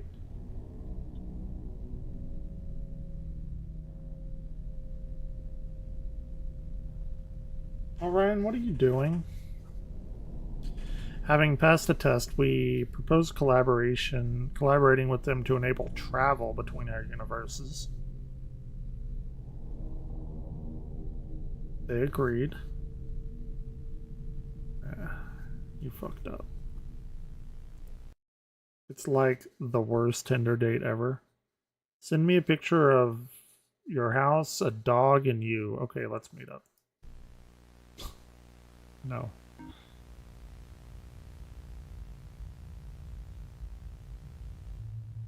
November 26th, 81. So this is about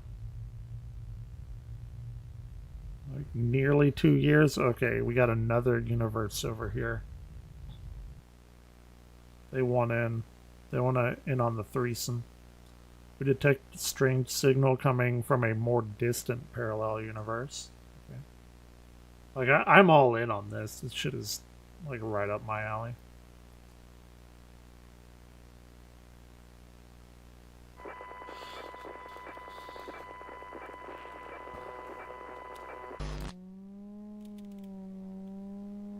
This is probably not good.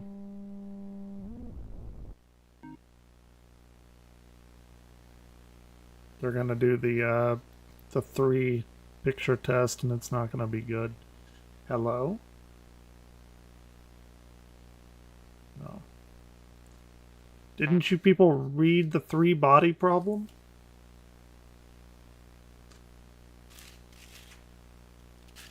You shut the fuck up and don't let anyone know where you are. Are you receiving me? Yes.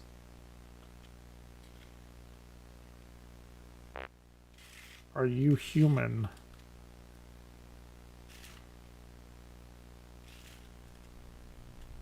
After a series of increasingly bizarre exchanges, we decided to quickly move forward with the 3-image test. Probably not the best thing to do, but okay. So it was nature, a dog, and a person. Okay, their trees were fucked up. Fair enough.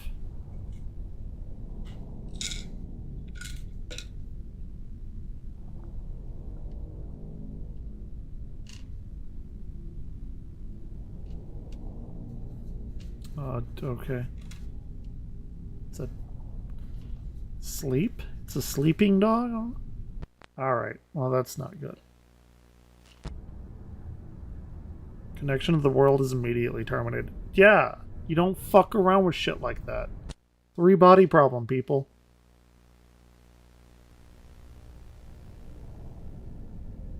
Three years of cooperation with PW1 culminated in the completion of the machine that would connect our worlds. PW1 is probably like in cahoots with the weird world. Some shit's gonna go incredibly wrong. 1983. It's about to happen. Shit's about to go down.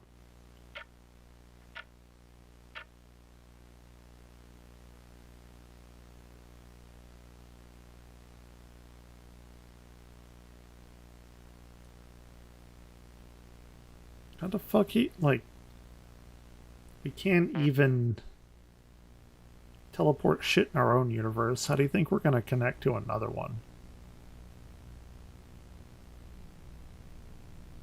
Okay, well, we can, like, teleport things quantumly in ours, but... No, oh shit, here they come.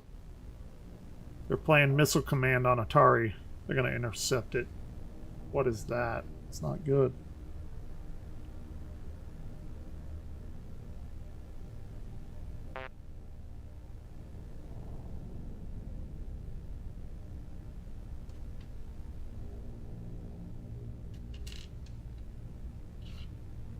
Nope.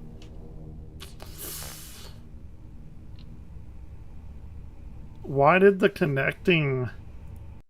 Why did it connect so quickly and then it stopped? Because they're like trying to interfere? Is that what's going on here?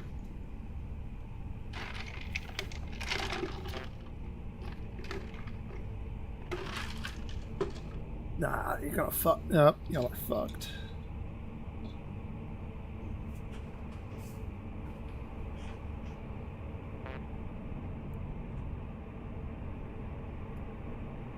I will stop it. Warning, system damage. Oh, they got it. They got in there. No! Ooh. You fucked up now. 3 body problem. Read it. Or go watch the Netflix series. Both are good. We see you.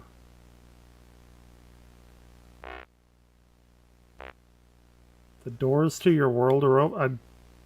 Yep.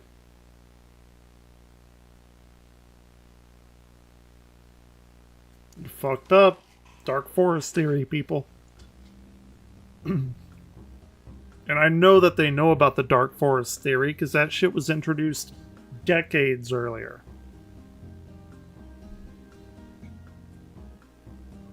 "6:30 in the morning? That's way too late."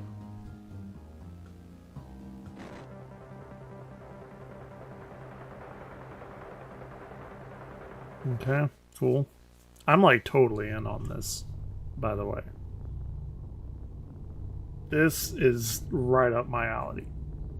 The forest. Is this the Dark Forest?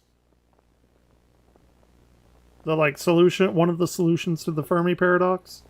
There's like several, but this one's not fun. Possibly the least fun.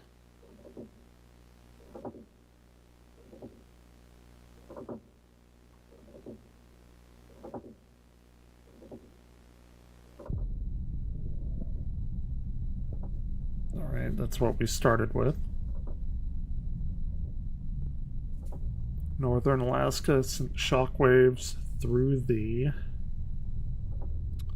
region, with hundreds reportedly feeling and hearing the blast. It's kind of like a Tunguska event or something similar. Which they don't know what that was. The explosion was so strong that it caused windows to shatter and rattle for hundreds of miles. You know what they could have done? They could have, like,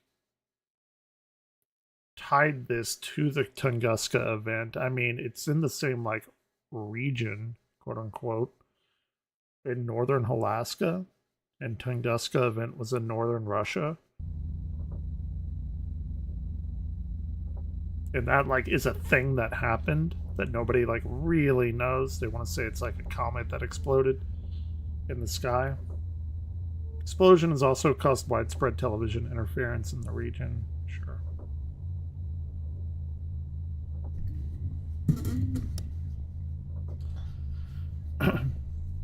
Some have reported seeing televisions. Oh, a face in the static of their televisions. It's a happy face.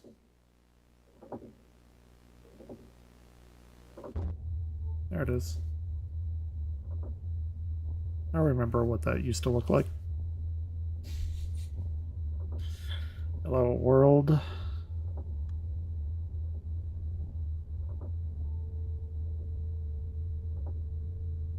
It's gonna turn. You do not realize the consequences of your actions. When was this made? This is like a compilation. I'm actually very curious on if the people that made this did read the three-body problem, or what is it called? The history of Earth's, or what the fuck is that? Anyway, it's the three-body problem trilogy.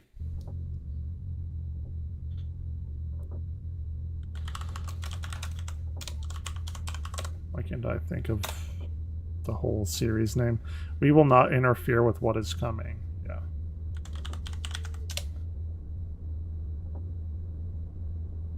The Remembrance of Earth's Past is what it's called. We will not help. Yeah.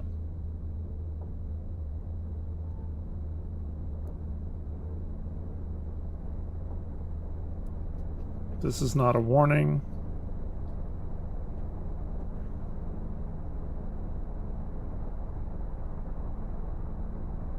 This is your death sentence. Yep.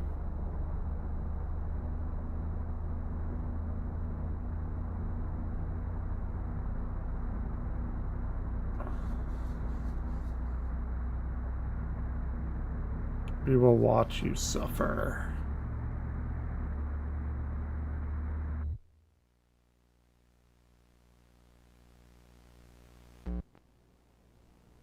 You could just, like, watch Earth as it is. It's already happening, people. The explosion reportedly originated from a research station owned and Operated by Atom Laboratories. However you want to say it. Fucking Dexter's Lab. It was called it a laboratory.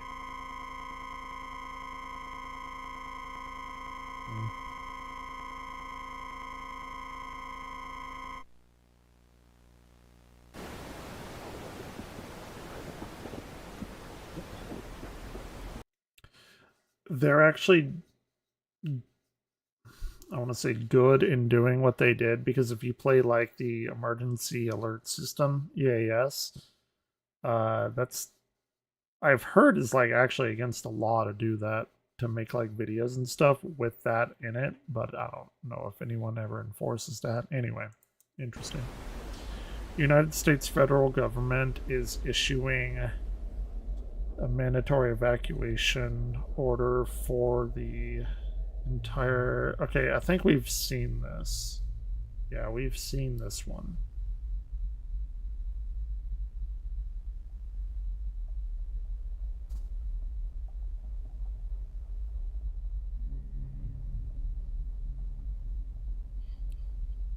Avoid any unusual persons or objects that you may encounter. Yeah, we've watched this before. Okay, so I think there's one more, maybe? The Sounds of Arcadia.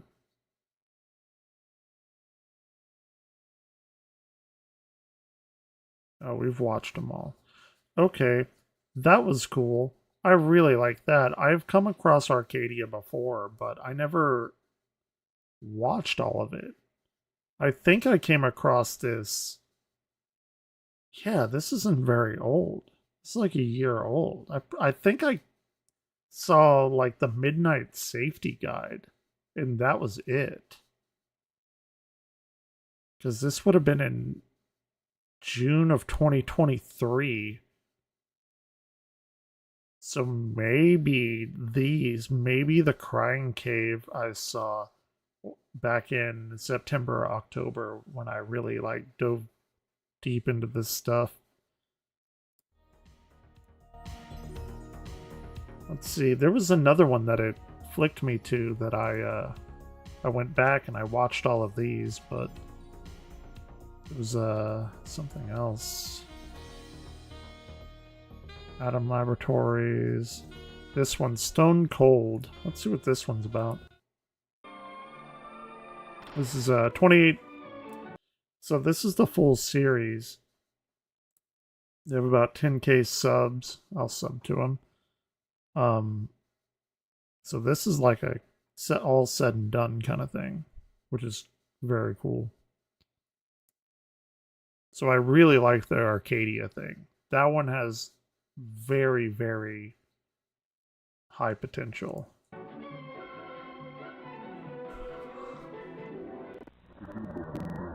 Okay. This is very scary. We interrupt our program. Our programming at the request of the White House. This is the emergency alert system. All normal programming has been discontinued during this emergency. Okay. This is not a test. I repeat, this is not a test. Please stand by. Please stand by. That's weird. That was a an electronic voice, assuming reading that text. But he says, I repeat, this is not a test, but that wasn't part of the text. That's weird. Some weird shit.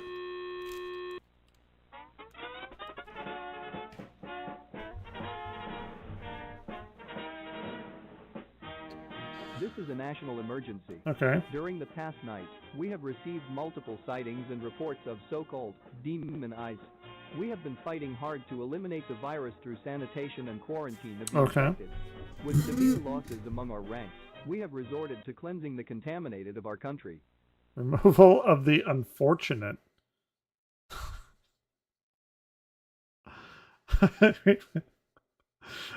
That's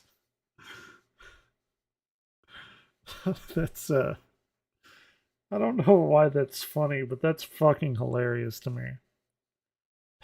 Maybe it's his frown or something. Removal of the unfortunate.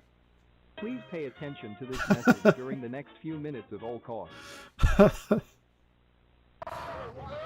Oh shit, he's unfortunate. Oh god, they're so unfortunate. But what exactly is this issue to us citizens?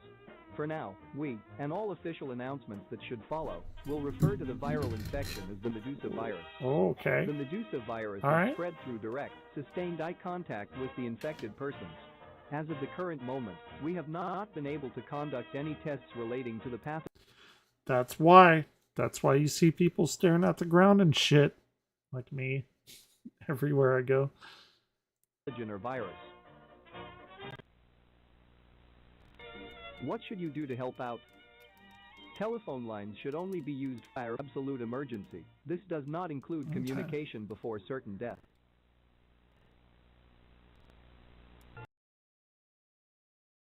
Wait, what?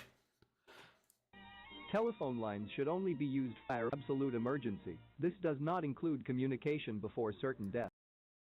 Telephone line should only be used something, but then I cut for absolute emergency.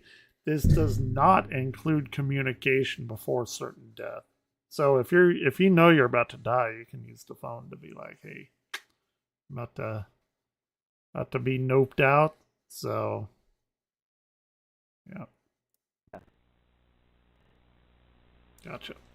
Lock all doors if possible, and blind all windows. Oh, Do hold not on. attempt- Hold on there. Lock all doors if possible. There's a fun face. And blind all windows.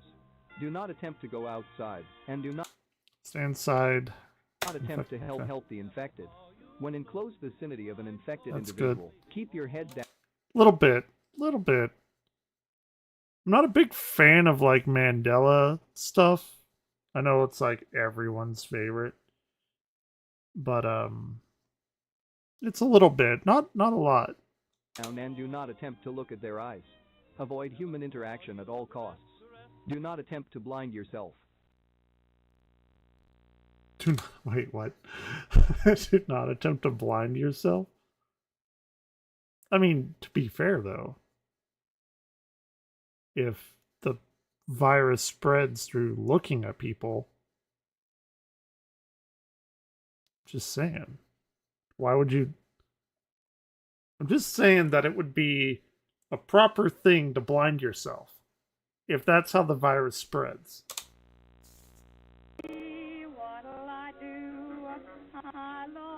Okay. Symptoms of the virus, depending on the stage of infection, last around 2 minutes, except for the final stage, which has no. Okay.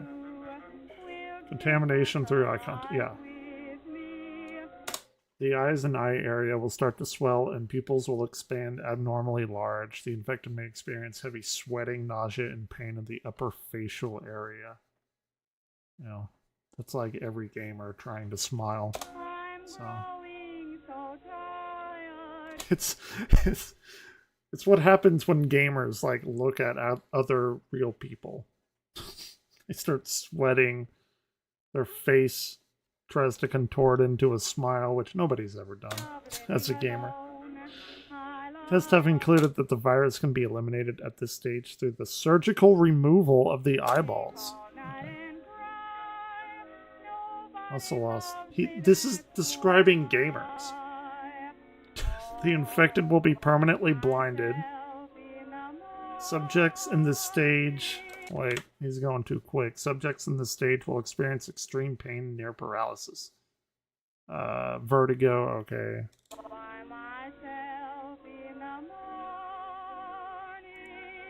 Beyond and including this stage, elimination of symptoms where the virus is not possible. Patients may die during this stage. Okay. Fair enough. More muscle mass is lost. Dude, I'm fucking telling you, this is being a gamer. More muscle mass is lost. Full paralysis of all areas below the neck and above the chin will occur about 35 seconds into the stage. It's very specific. Infected persons have been observed to angle their head towards people and make quiet whimpering sounds.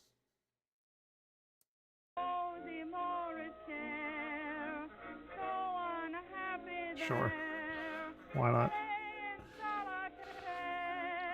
These may be calls for help, but citizens are advised to refrain from any contact. It's speculated that the patients will hear loud voices in their head and before paralysis will start to scream loudly.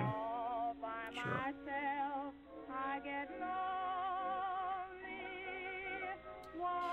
Strokes may happen, the eyeballs will explode. Oh, they explode now, allowing direct infection of the eyeball wounds. What? Strokes may happen and the eyeballs will explode. Sure, ocular explosion, right? Allowing direct infection of the eyeball wounds. It is unknown how this wound can infect, but scientists are actively conducting tests. What does that mean? So the people's eyeballs that are infected explode, and the eyeball explosions can infect people, or like you can get infected through your exploded eyeball wounds? I don't know. It's unclear. Because you're already infected, right? So like if your eyeballs explode, of course you can like get more infections, like I don't know, like a staph infection or some weird infection because you have exploded eyeballs. As we speculate, there is no long-term solution or returning to normal life. Tell your children goodbye and do whatever you need to do before the end. This is the final goodbye. Children, my eyeballs are about to explode. This is the final goodbye. It's the last I will ever see you again. I repeat, this is the final goodbye. Yep, there he is, down there. We have 35 seconds before my eyeballs explode.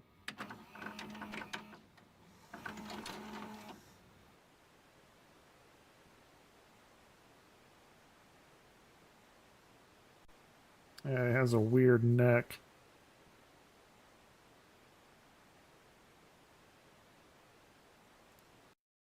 I know who this looks like.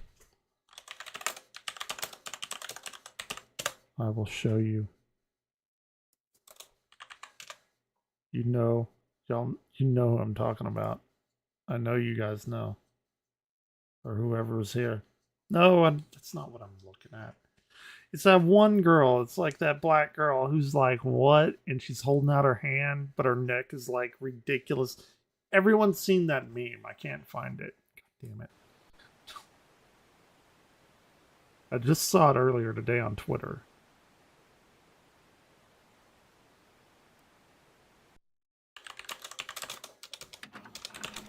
Discovery report on investigative procedures of the Medusa virus. There, that girl. Look, she's like patient 0.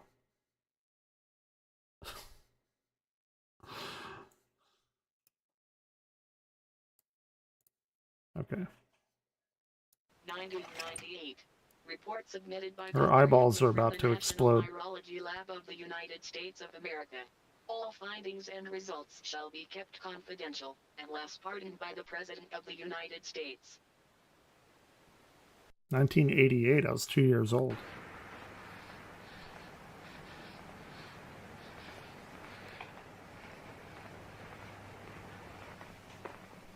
This is different. This is a little bit unique.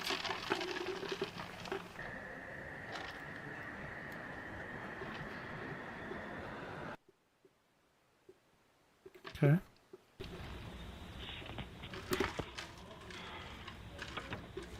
p.m. EST, June 13th, 1998. Results from testing this morning has concluded that the Medusa virus symptoms are different than we thought. The swelling of the eyeballs seems to be caused by the virus moving through the bloodstream towards the brain and face where it can replicate best. The violent travel of the blood seems to be extremely damaging to the cerebellum and spinal nerves.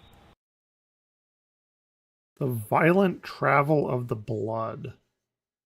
So it makes your like blood pump faster, or the virus is like pushing your blood up through to your head? Further tests will be done to conclude how the virus is contracted. Okay.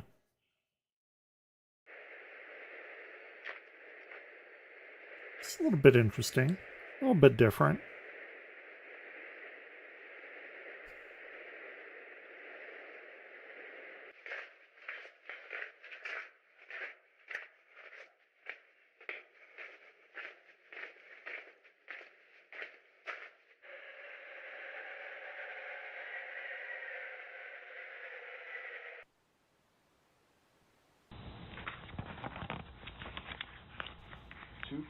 p.m. EST, June 17, 1998.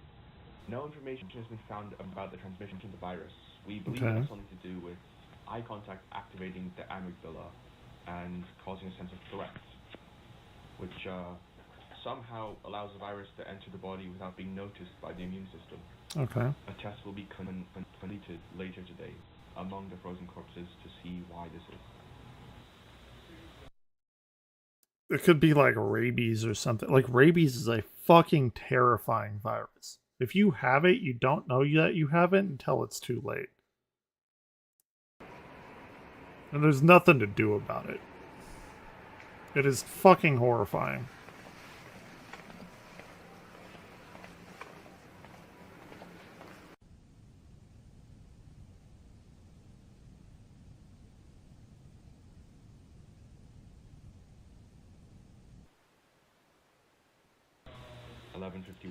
So is this something like, if you've ever seen the movie Bird Box, right? Where all the crazy things can look at you and then you like kill yourself? Is this like that kind of situation is what it seems like? 1 p.m. EST, June 17th, 1998. After careful recalculation and rerunning of trials, we have still not been able to find out anything. I guess what I mean by that is like, can you film somebody looking at you? And if you watch the film, can you get the virus from the person looking at you? Or like, if that's the case, can you take a picture of somebody looking at you? And if they have to look at you for a certain amount of time, does that picture like transmit the whatever it is? Knowledge is control. It seems we humans are not in control anymore. No cure has been discovered here, but we will have to cross-check that with the other team. 1988. Did I say 98 earlier?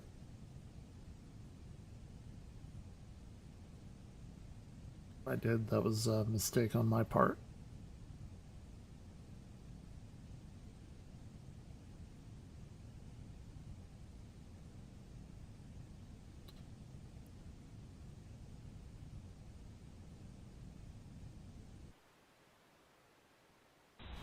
At 4 p.m. EST, August 5th, 1998. While testing a cure that melts the virus proteins, we have stumbled across a new mutation of the virus.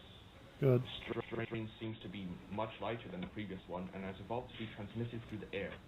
But unlike other airborne diseases, the virus seems to be in complete control of the direction it floats in. Sure. The symptoms little like flagella like flying through.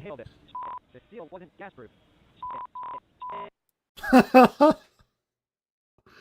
But like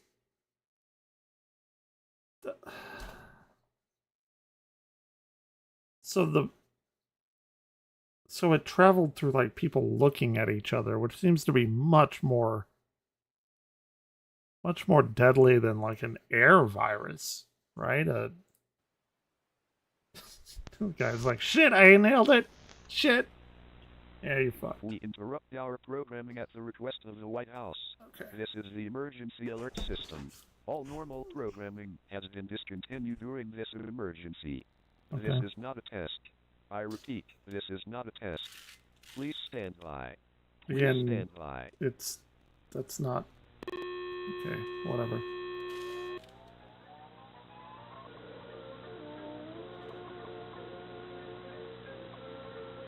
This is a national emergency. New discoveries have been made on the new virus. Okay. Scientists from the government's National Virology Lab have concluded that a new mutation of the virus has been discovered. Please pay close attention to the device you are viewing this from and lock all windows, doors, and vents. If you are And outdoors, fence. please keep this broadcast on while you swiftly make your way indoors. Cover your face with a towel. You do not have much time.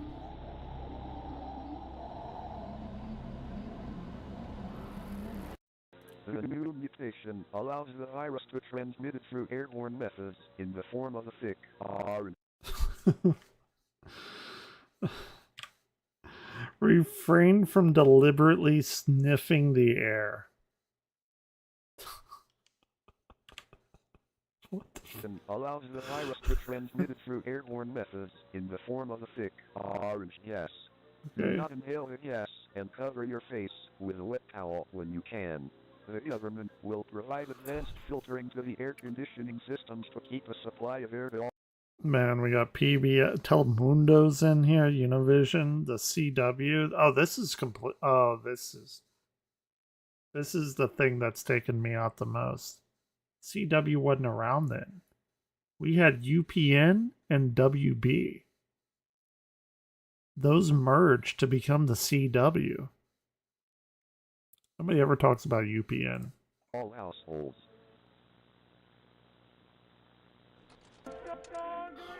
What to do when indoors? Sure.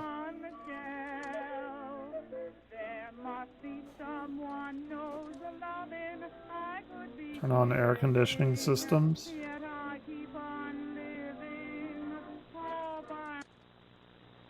What to do outdoors? Suffocate? It's probably not good.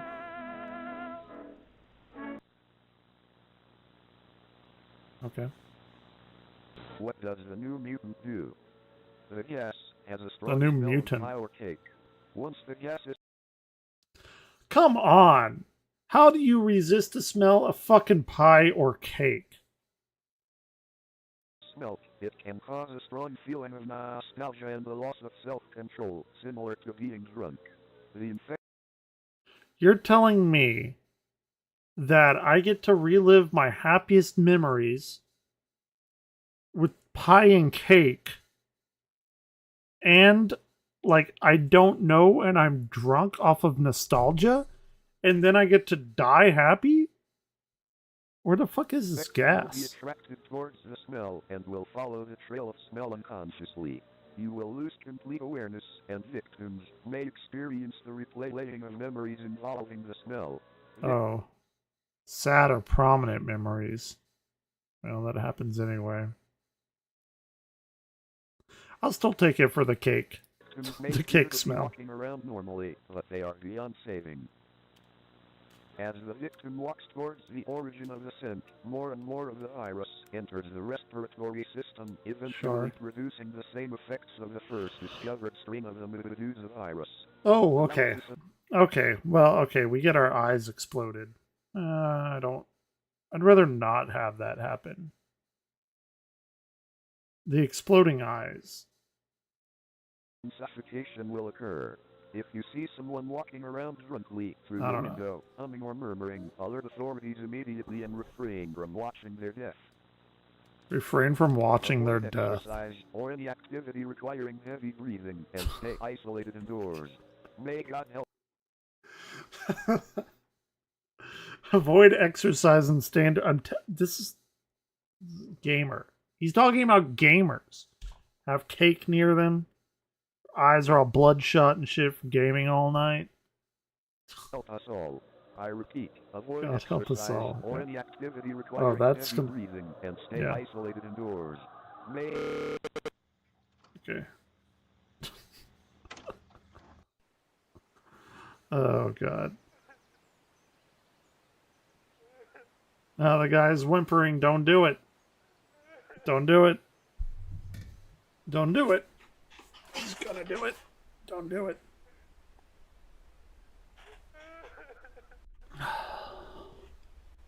This is definite Gemini Home Entertainment vibes, where that guy is like in the middle of that cornfield and he's just like screaming or saying like help me or something.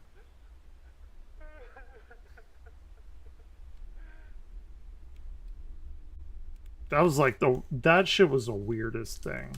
That like really got me interested in like analog horror. Like that shit was fucking wild.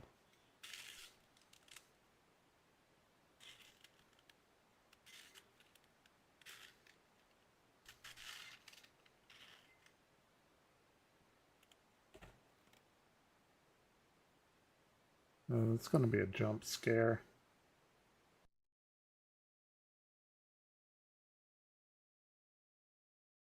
Okay. We're only halfway through. It's gonna be a jump scare. Okay, maybe not.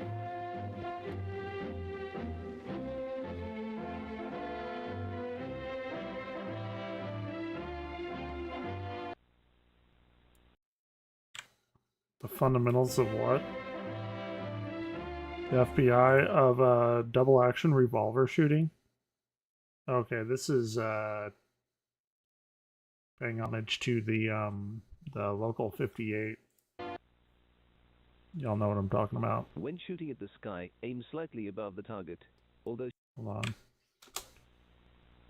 when shooting What's happening here? Okay. Some weird zooming action going on. slightly above the target. Although Okay. shooting at infected flocks often only injures the bird, it is the best method currently accessible.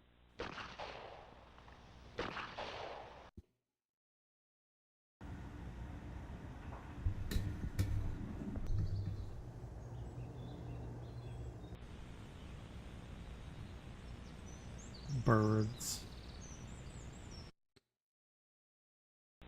In the case of an attack by a large flock of birds, such as hawks or pigeons, the best weapon of choice is the shotgun. No Aim to shit. the center of the flock and load with birdshot. Censored for national safety. Dude, we get like huge fucking flocks of birds like that here in Texas. The virus attacks the brain of the birds, causing them to caw or almost scream abnormally loudly, creating strange sound waves which can be deafening. Any human who hears It's like what we hear whenever I walk into my sister's house. the sound will likely go She has crazy or like have the 10 survival birds. urge to go It's outside and ridiculous. silence the source of the sound. This, however, is dangerous due to the risk of inhalation of the Medusa virus in gas form. Here is Yeah. a sample of the sound. Here is a sample of the sound. Yeah, thank you. Do not listen to this sound without being in restraints. Flight or flight determinal to what? Wait, what the? Detrimental, sorry. Determinal. To logical thinking. Yeah. Audio censorship failed. Okay. I like how they didn't just edit this out. They're just telling you that the audio censor failed, and, well, here's the sound. Okay, alright. I was right, this sounds exactly like my sister's house. It's true. She's in here. She'd tell you it sounds like that, too. We interrupt our programming at the request of the White House. This is the emergency alert system. All normal programming has been discontinued during this emergency. This is not a Okay. test. I repeat, this is not a test. Please stand by. Please stand by.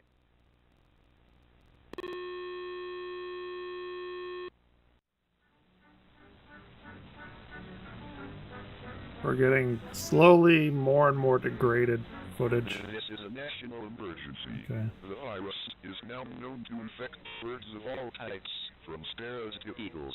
Got a bird flu going on. At all times, and lock doors and windows with locks even you cannot break through even with a key. You must prevent your Lock yourself in and dispose of the key. Do not learn lock picking. This is to keep you from leaving if you hear the shrieks of the birds. So now it's like the birds can like infect you? Is that what they were talking about in the last one? Did I like miss that? Because now we have like well, kind of like a Quiet Place situation going on here and Bird Box situation. Your own escape the case you hear the shrieks. You will lose control. The fight or flight response will be activated upon the brain registering the sound. Going outside will be uncontrollable and inevitable when this happens, and inhalation of the Medusa virus. Okay, so it's not like the virus can do that. It's the virus has somehow infected the birds to make a weird noise to make you go outside, so the airborne virus can enter you. Which I still think that's much less lethal than somebody looking at you and you looking at them. I don't know. Maybe it is. Maybe it isn't. It did say the virus could, like, logically tell where to go, though, in the air, so. Its screams will be drowned by the sirens in the sky. Losing control of your body and mind is immediate. Ignore the vultures clinging meat off the bones of the dead.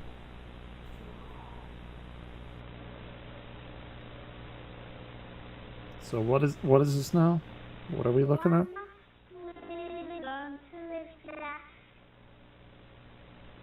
Yeah.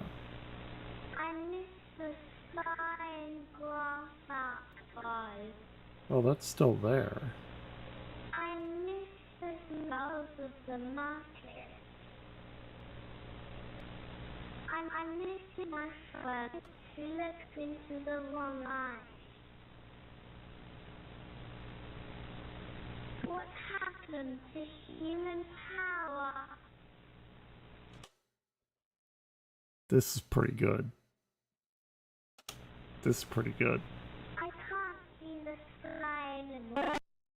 Ooh, okay. You got a little jump scare there. I can't see the sky anymore. Alright. Got a flock of birds. We got a little Alfred Hitchcock going on here. Sky. It's a fucking weird looking bird. That was good. That was like the most effective part of this whole thing so far.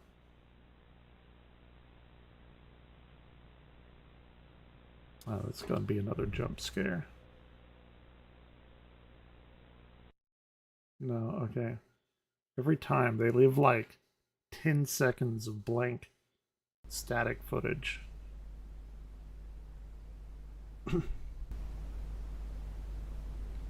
This, I will say, like you said, it has Mandela vibes, and sure, like the faces at the beginning, and again, I'm not the biggest Mandela supporter. I mean, it's fine, it's just not my thing.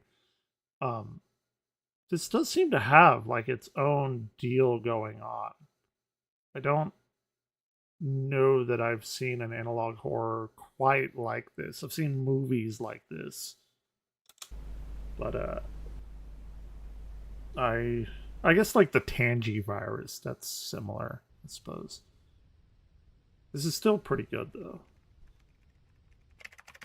And I'm not talking about the weather. This is no laughing matter, as many of us, in fact, all This is very modern. cut down on food and drink consumption.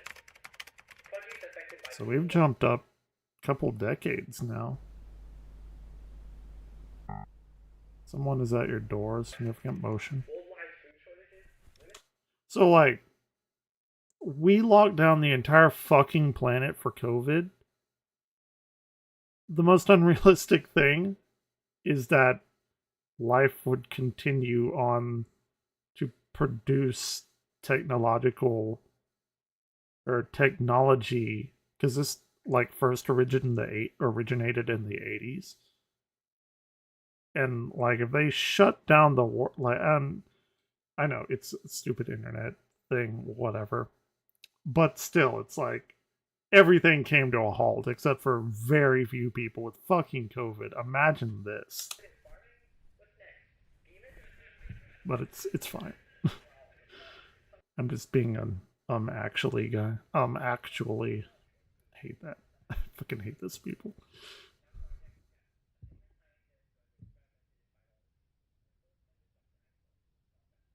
Or to, like, counter myself, maybe this type of stuff would have gotten a boon to help people. like protect themselves from this stuff. I don't know. That could also happen.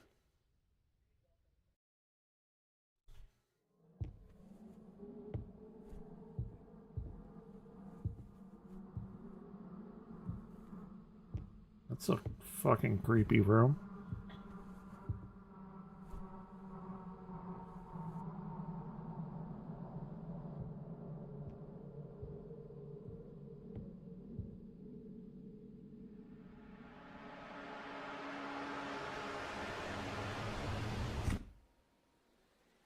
Okay.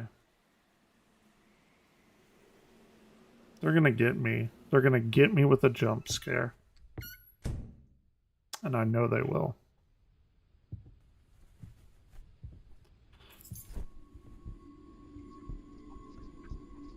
Oh shit, you fucked up. You fucked up pretty bad. Didn't get me.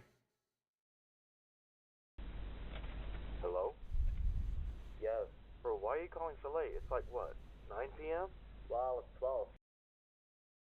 Why, if we're in the realm of, like, flat screens and stuff, why do we still have this type of video? But this is important. What's up? Just... Wait. This guy thought it was 9, and this guy's like, no, it's 12. Like, I get it, maybe like 11 or 12, but 9 to 12? Yeah? It's a pretty... Well, it's 12, but this is important. What's up? It's a pretty big time jump Just to not know. Food shortages everywhere. First had eye contact, now we can't even grow crops or eat. Wait, Hey, what? listen, I'll call you back later. I'm, up to something right now. So no eye contact and they can't grow crops now to eat? How the fuck are they gonna live? Alright, but check the articles I sent over. Also, don't call me back. Why? Something up? Nah, just the government being strict on telephone usage. Weird. Anyways, stay safe. Okay, I'll call you tomorrow. See ya. Alright, bye. I have so many questions. The government is strict on telephone usage, yet they have like cell phones like that, like iPhones, right? That was an iPhone. Why would they allow that to be sold if it's like so strict? Right? It was an iPhone. I just want to make sure.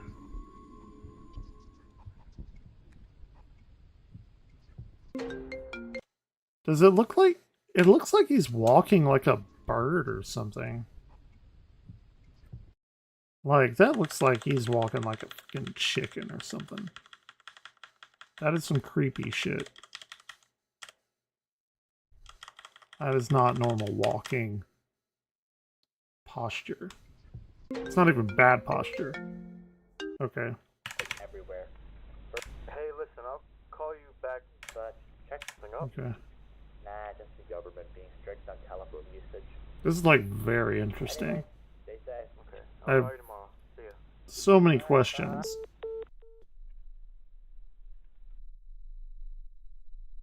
I think I already said that, but...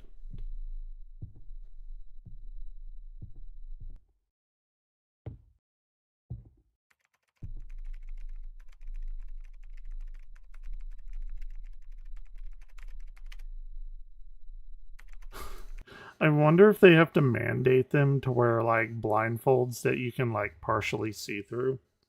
It's like a mask mandate, but it's a blindfold mandate.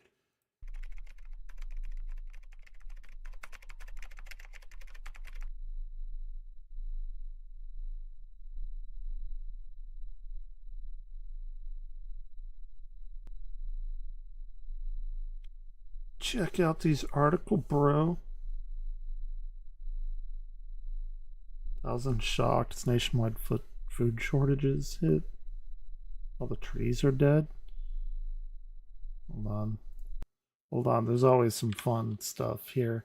Live farmers lose income rapidly all over the world. Doctor from NVA, Dr. Engler confirmed dead at the hospital. Do we know Dr. Engler? NVA's National Virus...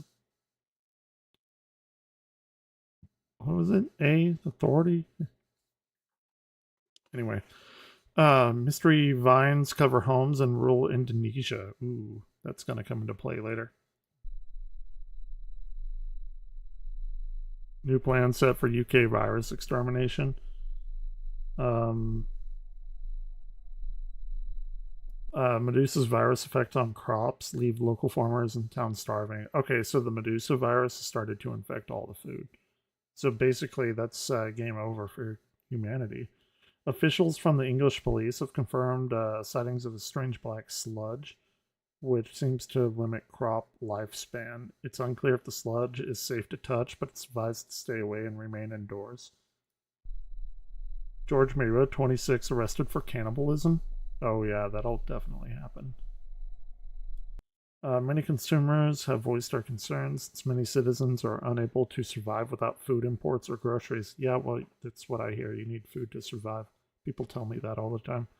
The public has been told by the authorities to conserve what they have at home, which deals are made in order to buy produce from countries which have food in excess. Okay, so this is like just a UK thing, it seems. I don't know where our character, our protagonist in this portion of the video lives. It didn't sound like they lived in the UK. Meanwhile, farmers have reported or even halted growth in their crops, and inability to grow, harvest, or even get close to the produce has also been seen. Okay, the crops give off an odor unpleasant to many. Gotcha. That's probably not good. Get back to me tomorrow. We can play that game you mentioned. Crops decay with strange black fungus, and then we have some kind of image. We're gonna do something interesting. Let me turn on some background music while I do it.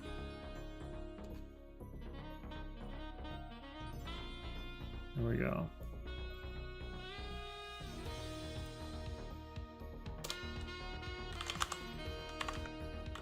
FileShare.com/image/188800123 HNASD 982 GY21 UDSA 827 U3H1. I'm pretty sure that looks 1888 0123 HNASD 982 GY21 UDSA. Okay. Is that an actual thing? Nope. Could be though.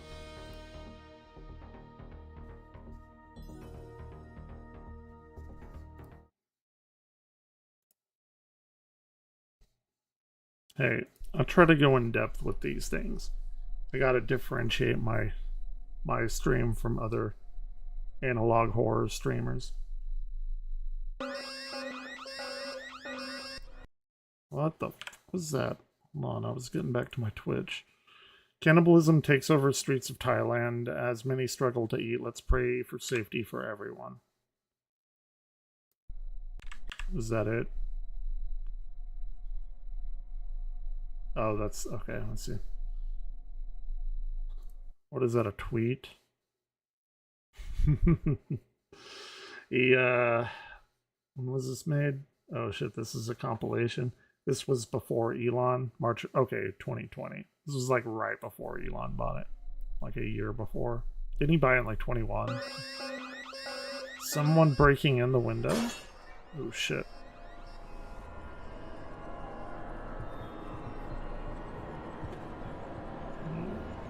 Those windows look odd.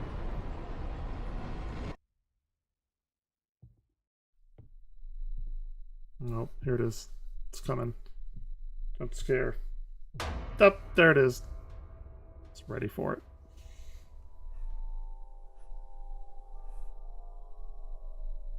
The fuck? That is impressive. somebody got a lot of subs or a new budget or something, because this is genuinely impressive for a YouTube video, analog horror YouTube video.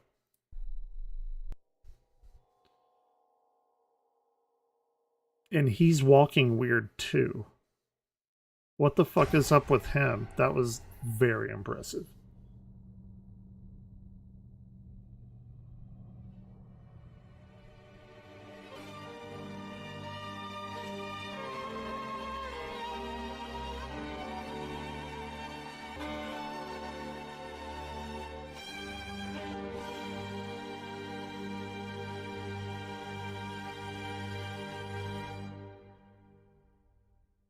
Am I like still watching the same video?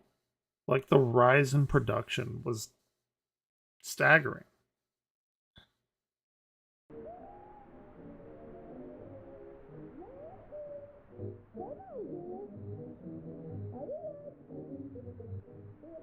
Aren't a lot of those old cartoons starting to enter public domain? You should watch some of them. They're fucking wild.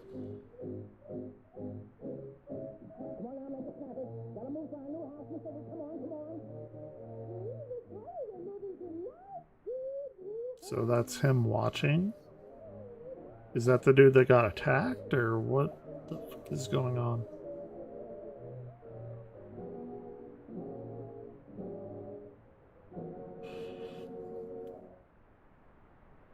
Ooh. Excuse me. This, okay. At the request of the White House. This is the emergency. This is not a test. I repeat, this is not a test. That's actually really cool. I don't know if I've seen that before.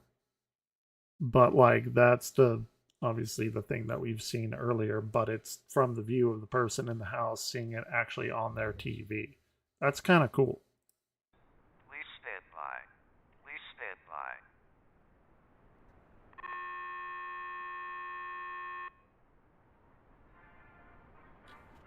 I'm gonna be a little honest right here. I don't know why he still has a CRT TV, even one with knobs I saw, while he has like a flat screen and a computer or whatever, like in an iPhone. You know, the guy has got to have like a 4K TV, right? I don't know. Maybe it's for like retro gaming. This is a national emergency. After 3 years of the Medusa virus and no significant scientific discovery owing to any form of vaccination or cure, many of you at home may be beginning to lose hope. Yep. Do not lose hope. Over 3/4 of the population either infected and about to die or dead. This is what, 27%? No, 77%. Over 3/4 of the population are infected. The Black Plague like killed 1/3 of the Earth's population. This is not great.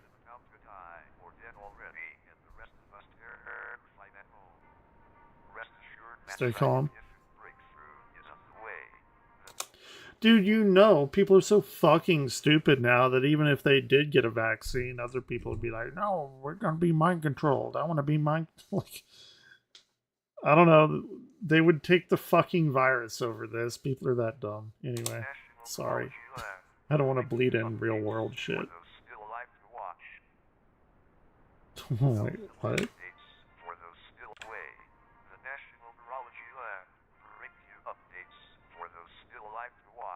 Okay, the National Virology Lab will bring you updates for those still alive to watch. I mean, did you... Like, was the end of that phrase really necessary?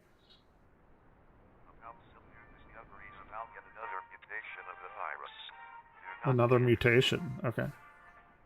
Do not panic. New symptoms have been discovered. These include a sort of cold sensation around the neck and chest area, similar to as if cold hands were wrapped around you in kind of an insidious hug, or a chokehold rather. Oh good, now we feel like chokeholds of cold hands around your neck. This gets much better. With the feeling when someone is standing right behind you. The warmth on your neck notifying you of their presence. Well, many patients have reported a Okay. This sounds like a paranormal kind of thing, but obviously it's like another mutation of the virus. But it's pretty interesting. I like where this is going.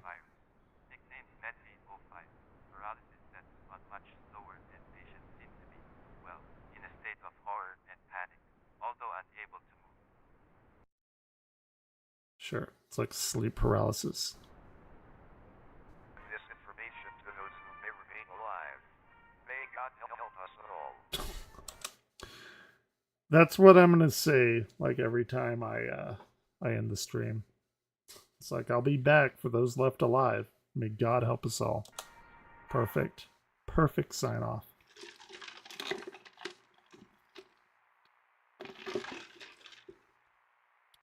I like the Dutch angles. They're very Dutch angle-y there, like the first Thor film.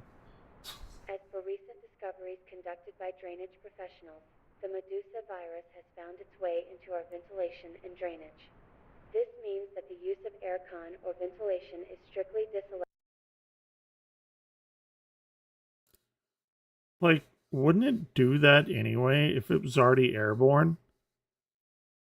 Because they're like, run your air conditioner. Are they just talking about recycling it? Because they also said, like, make your home airtight.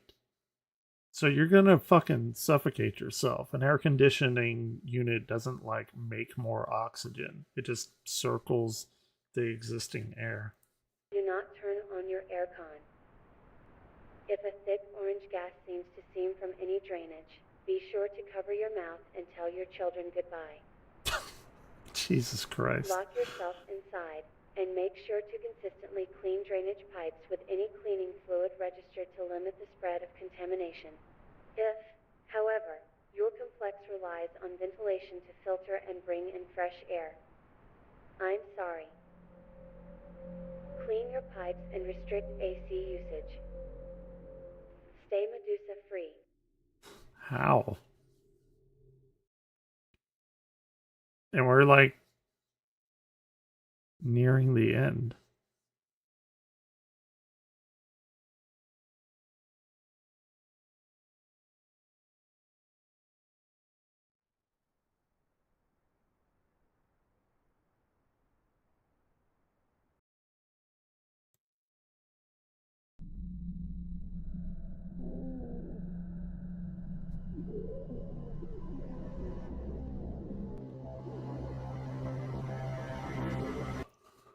That's not good.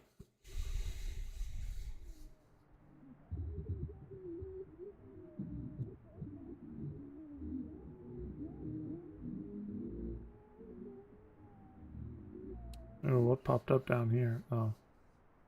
That's it? Is that it?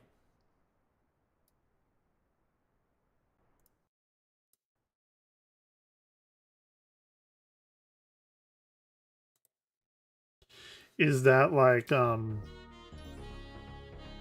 of just like a super downer ending? It's like, all right, you can't eat now, you can't even breathe anymore, like with an AC. That's just how it ends. I mean, that's fine if that's how it ends. I really enjoyed that. Here, I'm gonna slap that in the comments or the chat if I forget to put it in the description later. I really enjoyed that. That was really cool.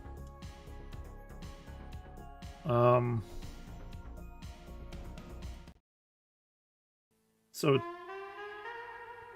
the state or saxophone. Tex Moon, I believe, has a bunch of shit that I haven't watched. Some of them are pretty long. I may have watched like one or two of his things. But sorry. We may have to save this for like October. Yeah, Trace's Evolution. There's a bunch of shit in here. This could be like a vintage 8 situation. I don't know if all of these things are connected or if they're like one-offs or something. The old classic whatever you'd call that, like a Mandela figure. I really don't like shit that copies that. Okay, what else do we got? We'll dive into Tex Moon in some other time. See, all of these analysis channels pop up. But I want, like, the real shit. If anyone has any recommendations, I'll take it. There's a few people in here. Any, like, good recommendations? Don't look at her. Analog horror game will pause your heart. Wait, what? I've been collecting horror games too.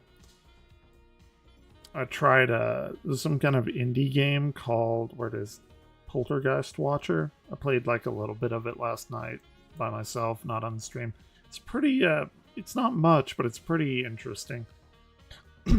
Okay, I've heard of Babylon. And those pictures are pretty interesting to me. Let's see what that's about.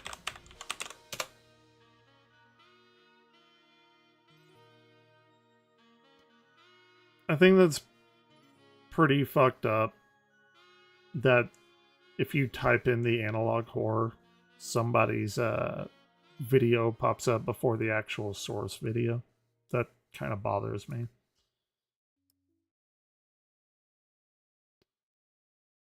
And I know Anomaly, they do a bunch of crazy shit too that I haven't really delved into.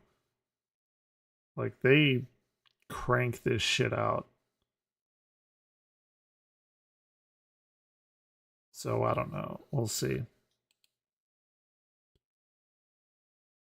I want to see what this Babylon thing is.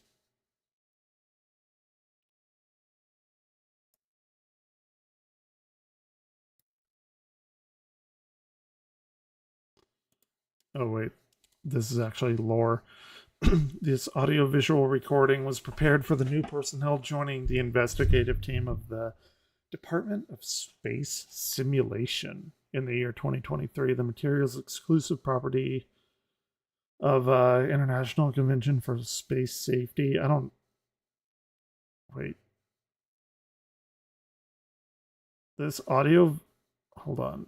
I'm getting confused. This audio-visual recording was for personnel joining the Department of Space Simulation. The material is property of the International Convention for Space Safety. So is that like a subsidiary of the Department of Space Simulation? Space Safety? I don't know. Confused on that.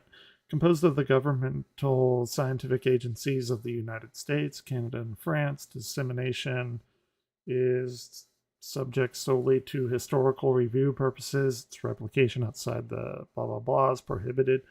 Article 13 of the Secrecy Pact of the International Convention regarding the safeguarding of the 1994 incident known as the Reset.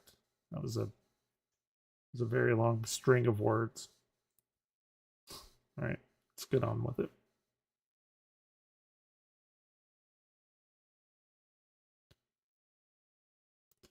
Following the final report of the New Moon project conducted in 1994, replication is strictly prohibited until unanimity is reached among the Convention Council. So we have like an Illuminati type organization, I think.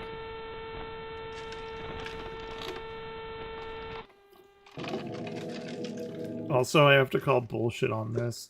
Wait.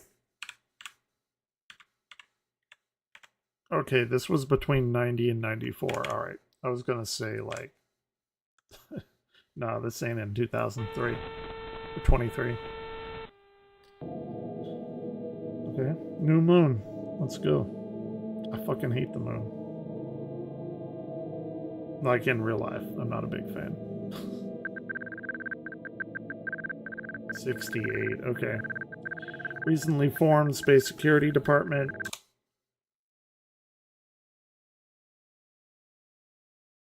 Okay, this is the actual department, not the space safety department, which I'm still completely unclear on. They've been studying peculiar anomalies on the moon. God damn it, I can't speak.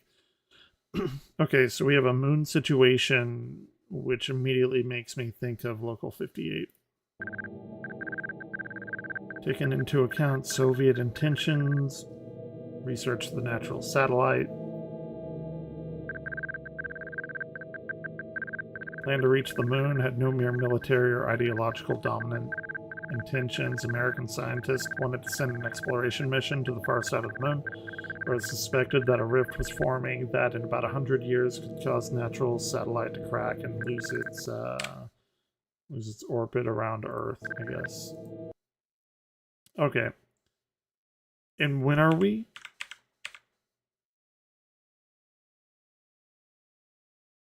Okay, I think I see where they're going with this. Because this is in 68. Yeah.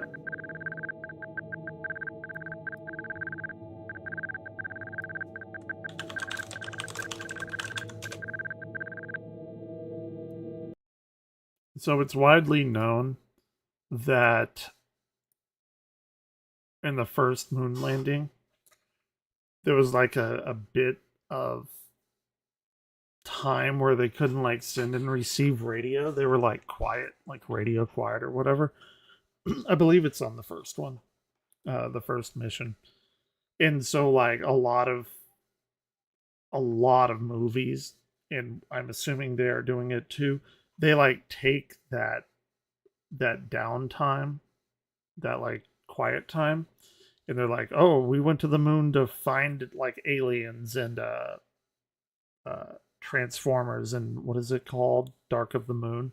And there's a bunch of other shit that does that too. I would imagine that's the way they're going.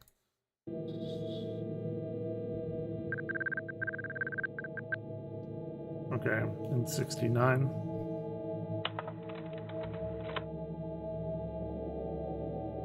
It's pretty cool. I like that.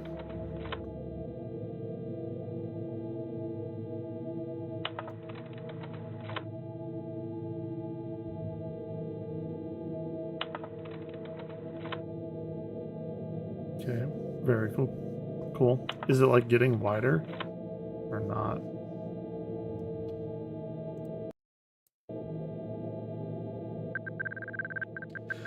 After having verified the empirical evidence, it was kept secret for 20 years until a report from the SSD notified that the catastrophe would be imminent. By that time, the Reinholz-Ferrier luminal hypothesis had been put into action. Reinholz-Ferrier luminal hypothesis? Light hypothesis? Okay.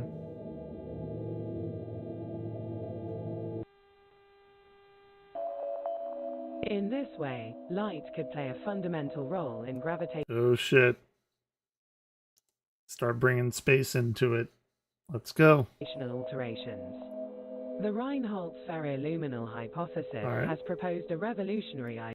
By the way, if we're going to talk about space shit, you're going to learn some stuff. I didn't put myself into lifelong debt for nothing for astrophysics. So the stars you see here with those, like, depending on the type of telescope, you'll see these, like, beams coming out of it. That's that's due to the telescope itself and the with like a Dobsonian or a smaller telescope that holds a secondary mirror where the first primary lens is. It has to be held with these arms, and those are what we call diffraction spike. So like those arms, for instance here, I know that they used a telescope that has 4 arms holding that secondary mirror. And like if you look at James Webb, you'll see diffraction spikes. There are 6 of them. So you know that there are like 6 arms holding, again, that secondary mirror. Idea for physics in its nobody cares, approach to spatial phenomena affecting planet Earth and the overall movement of celestial bodies.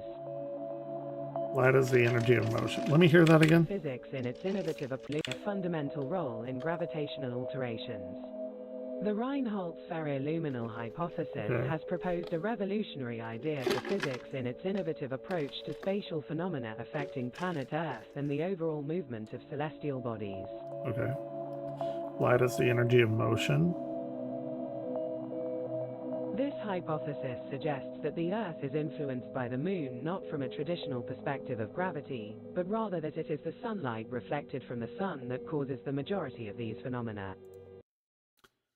Okay, that's kind of interesting. They're saying,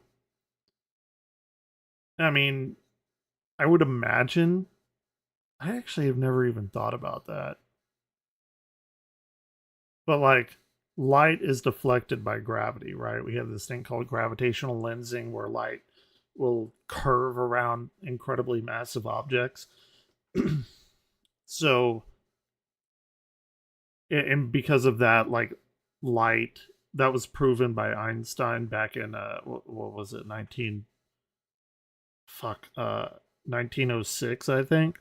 Sorry, it's leaving my mind. But anyway, there was a total solar eclipse, and we knew, like, from thousands of years of astronomy, like the night sky, and there was a star that was supposed to be behind the sun, but whenever that eclipse happened, we saw the star like not where it was supposed to be, which like made Einstein instantly famous for, you know, what he's known for and other things. But yeah, anyway, that's gravitational lensing. So it'd be interesting because E equals mc squared, light does have a mass, or like an equivalent mass to energy. So they're saying, like, if all light was like clustered together, it would create its own gravitational field, which is pretty interesting.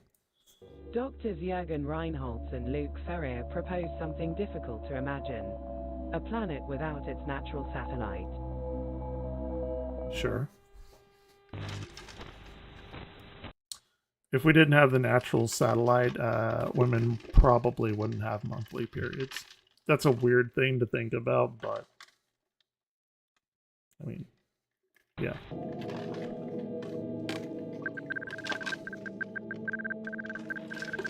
In 1990, the governments of the USA initiated a secret scientific military operation called New Moon, which aimed to build a large holosynthetic proton projector using the as yet investigated chemical element 116. Don't we already have that?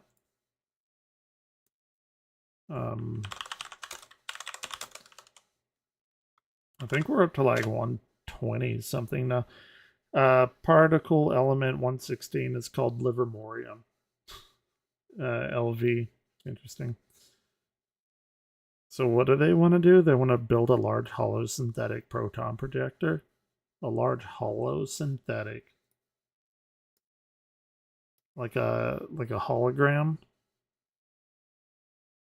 Proton projector. I don't know why you'd need protons. You'd need like full atoms. Why protons? Maybe it's some sci-fi gobbledygook bullshit. Thanks to its newly discovered properties, it'd be possible to recreate the luminosity of the moon and overlay it onto the natural satellite so that no one on Earth would witness its disappearance. So they're talking about having the moon disappear for some reason, and they're using basically our projector to make like a synthetic moon.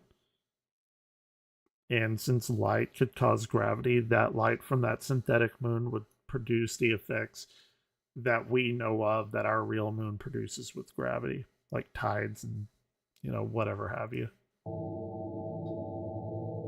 That's interesting.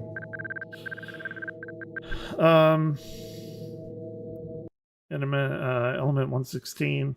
This is like the stable range of elements. I am not super smart about chemistry, but there's like this island of elements that we think are stable, but we can't like really get there. That's like farther down though. We have gotten to 116, of course. 90 and 93, Great Hololuminescence Project was built. Like, why are they building it?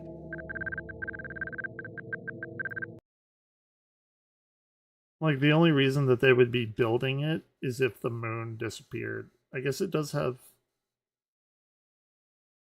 the fissures. Okay, so that may be what makes the moon disappear. Calibrate the synthesis point while astrophysicists debate on the distance period that needed to be defined to ensure that the image of the fake moon perfectly matched the real one. They debated on the distance period that needed to be defined. The distance period? That doesn't make sense. Period's like a time. Like, this is the equivalent of saying like a meter second that needed to be defined. Like, okay, whatever. It's fine.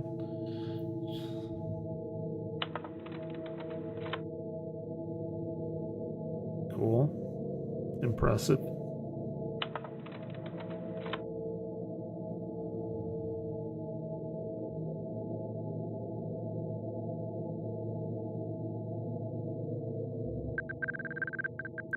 Something that big wouldn't be constructed on Earth either. How the fuck are you going to get that up there? If we can barely get like a satellite, like, or a telescope like Hubble or James Webb. This would definitely be constructed in space, like the ISS. Or maybe they, well, never mind. Okay.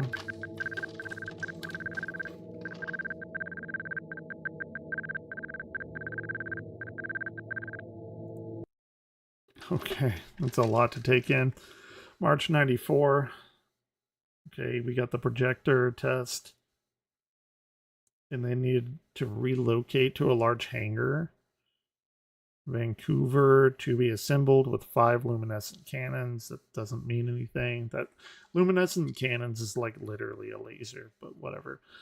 That synthesized element 116 in 2-hour intervals. Okay. I'm trying to follow like the science here. Due to the unknown effects of the element on the human body, on-site workers were in many cases deprived of safety training and were kept uninformed about the project theorization. Sure. That happens like all the time. Where they're like, oh yeah, it's gonna be safe. It's like not. This is really cool. I like this a lot.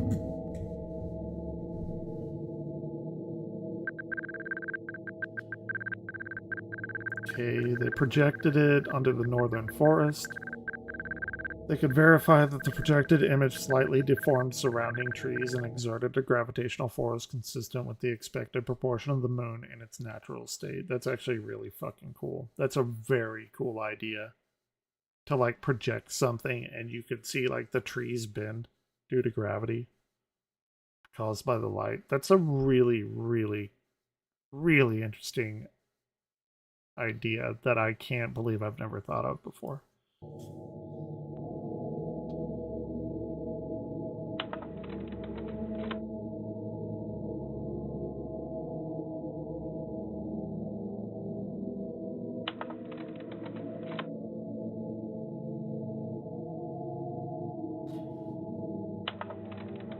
That's really fucking cool. My only issue with this would be if you can make something that, like something out of light that can project as much like gravitational force like the moon. What's stopping them from doing that and making like a black hole? If you can make what black holes are like 3 solar masses. So if you could make something like this with more than 3 solar masses, you could actually engineer a black hole. And they may do that, I don't know.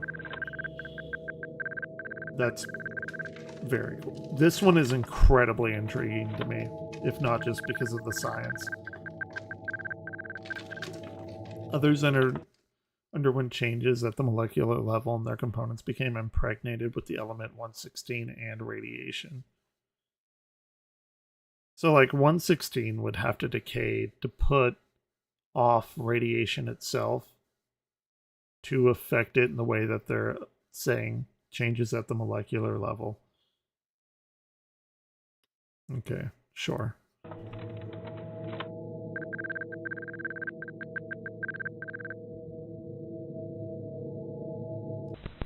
Like, you gotta know, I'm curious,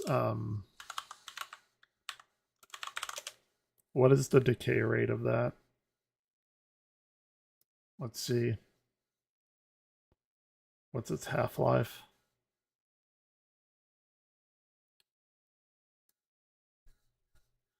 Element 116 decays almost immediately into element 114.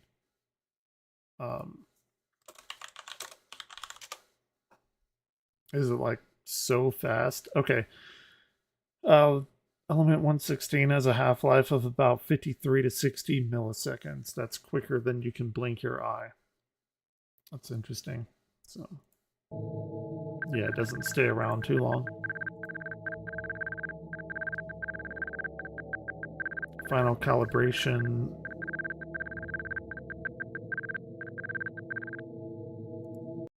Okay, at 12:05, the projection of the fake moon image began at ground level, and it was subsequently elevated to an eclipse position with the real moon. Okay, so what they're doing is basically lining it up in front of the real moon. But then if if it's gonna produce the same effect of gravity as the real moon, that would probably not be good, because we would have like twice the mass of the moon if they left it on. I don't know. Interesting. Maybe they're just like flickering it or something, which would still cause a bunch of weird shit.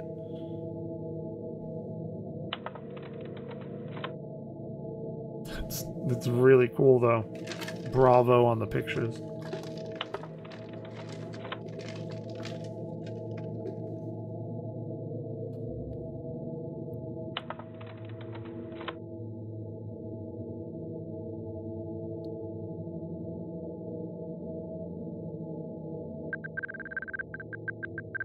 Okay, 2 minutes. Gotcha. So it lasted 2 minutes, with the last 3 seconds being crucial and to project this image and imprint it on the moon. Hold on, that's like a completely new thing. They want to imprint the image on the moon that's being destroyed by the fissures.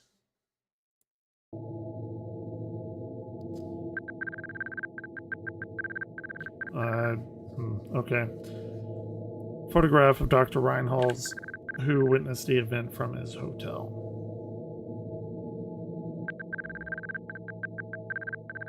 $350. Revealed the outcome, which was impressive.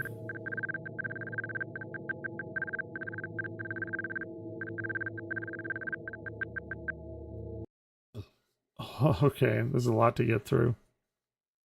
So,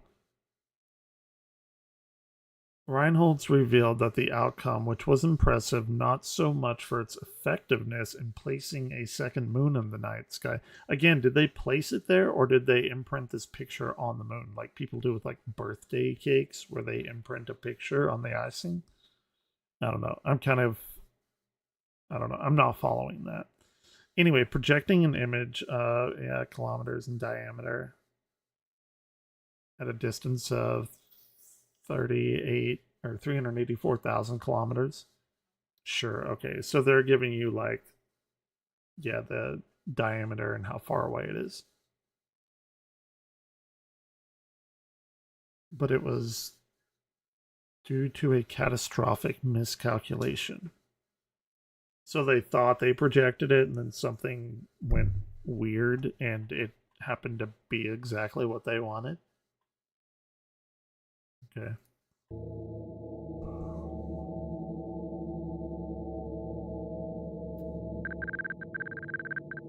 So it's not on the moon. In the night sky, 2 moons. Hold on. 2 moons were now imprinted with a considerable distance between them. So they made another one, or is one of these the original moon?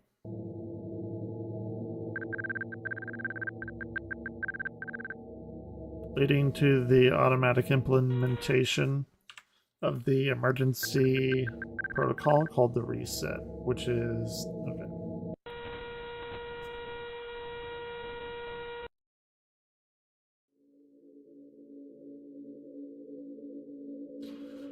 The reset had serious consequences for space observation 94 and 2023. Okay. After the failure of the New Moon project, the large holosynthetic projector had to be used to create a simulation of the night sky as seen from the planet Earth in order to counteract the effects of the second moon. What?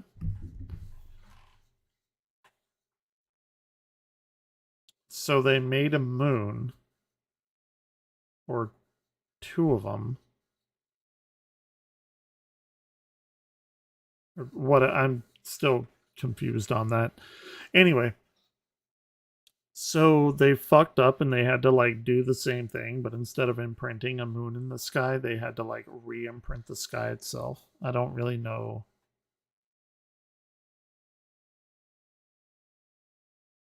I don't know how that would counteract the effects of the second moon. Not sure on that.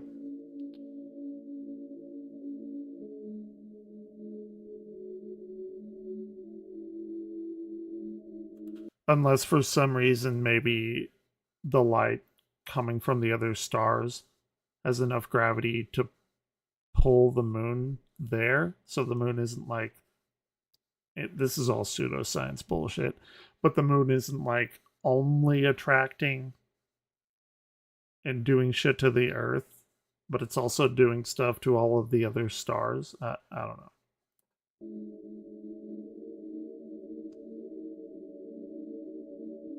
Till today, the holographic layer has been losing effectiveness, which explains the various testimonies 2019 that have recorded 2 moons in the sky around the world.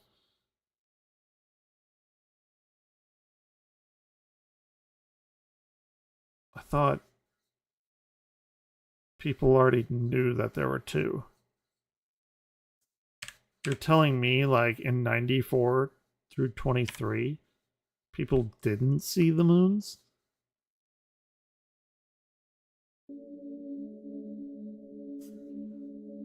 Okay. The International Convention for Space Safety has been engaged in extensive meetings to address the issue. Due to the current bellicose situation, the discussions have been permanently interrupted. Okay. So basically the night sky that they projected to like make that new moon projection not go fucking insane is failing. I guess. Somehow.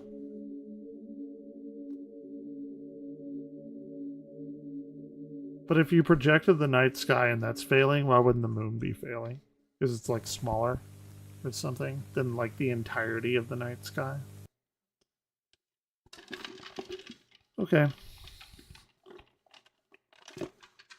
98. In 1986, the German broadcasting network Deutsche Welle financed a documentary that never saw the light of day.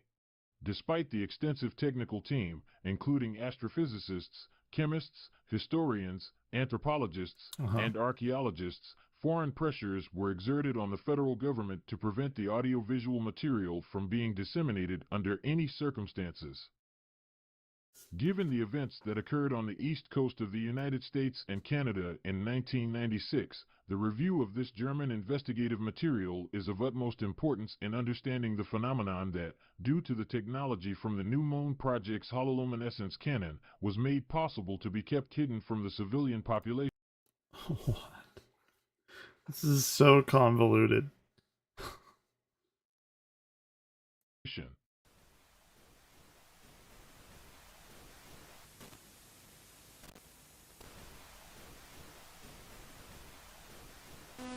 In den Annalen der antiken Geschichte und der reichen Mythologie, die sie umgibt, taucht eine Erzählung auf, die die Grenzen der Zeit überschreitet. Eine Erzählung, die die zügellose Ambition des Menschen hervorruft, das Sprachengewirr und die unermüdliche Suche nach Perfektion. Es wird die Geschichte eines kolossalen Turms erzählt, der there's a colossal tower that's sought to touch the stars. danach It's the strebte, Babylon, die Tower of gleichen Babylon, Sterne zu or Babel, berühren, excuse me. errichtet von einem Volk, das durch Erected by a people united by the desire to reach the divine. That is true. Well, den Wunsch geeint war, biblically das speaking. Göttliche zu erreichen. Doch wie die The wave Wellen, die gegen crashed die Klippen against the brannten, cliffs, griffen die gods Götter zur retaliated, Vergeltung. right? Aber was ist, wenn wir sagen würden, dass dieser Mythos nur die Spitze des Okay, right. So the thing is, like, the Tower of Babel is how Christianity, and I guess maybe Judaism, explains the differences of language. Because, like, apparently, according to biblical myth, everyone came together, made this huge tower that was supposed to reach up to God, and then God annihilated the tower, and it, like, exploded all of the people all over the planet, and, like, gave everyone different languages so that they couldn't interact to do that again. That's like the myth. Eisbergs ist, ein Schatten der Realität, Shadow of the einer der reality größten lying in one Lügen of der Menschheit humanity's ruht, greatest lies. könnte der berühmteste Turm der The most Antike famous tower of eine riesige antiquity Metapher für have eine been an außerirdische enormous metaphor Struktur about the gewesen sein, extraterrestrial die structure. wahre Geschichte des babylonischen Mythos. So we have like aliens that actually built the Tower of Babel.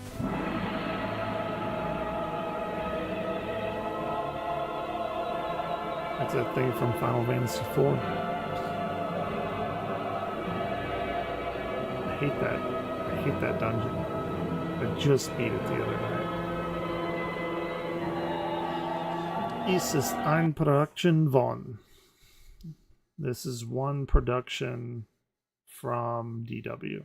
I actually took like 2 years of German in college. The only thing I know how to say is was trinken Sie? What are you drinking?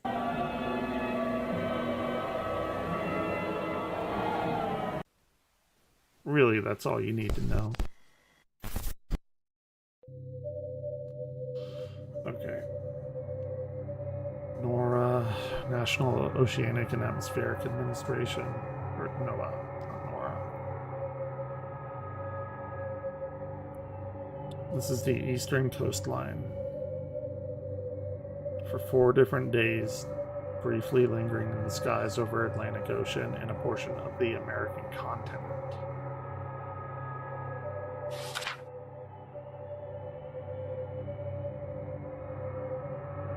It's like a big shadow. Interesting.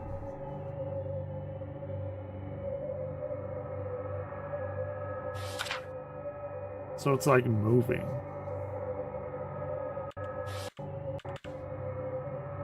So these are not like consecutive dates. They have a few months between each. Okay. What about the time? Time is different as well. That's in the Atlantic Ocean, so we have like Nordic countries up here. The massive anomalies, black patches, started lasting only 2 minutes, ending over the Atlantic Ocean for 6 hours, with no activity or interaction with the surroundings. Hold on. The black patches started lasting 2 minutes. They ended over the Atlantic Ocean for 6 hours. I don't understand. Did they last 2 minutes or 6 hours? Or is it started lasting only 2 minutes, but then it grew like longer and longer?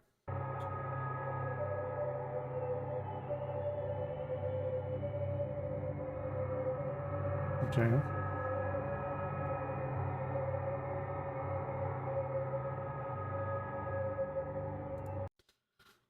Rectangular solid structure So is this the black thing that looked like the shadow? That's like an actual solid thing?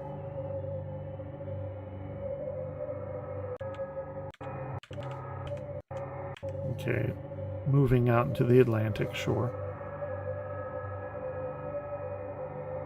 I don't know what the 7 hours static is. I'm not quite sure about that. Maybe like wherever it is, it has some kind of static associated.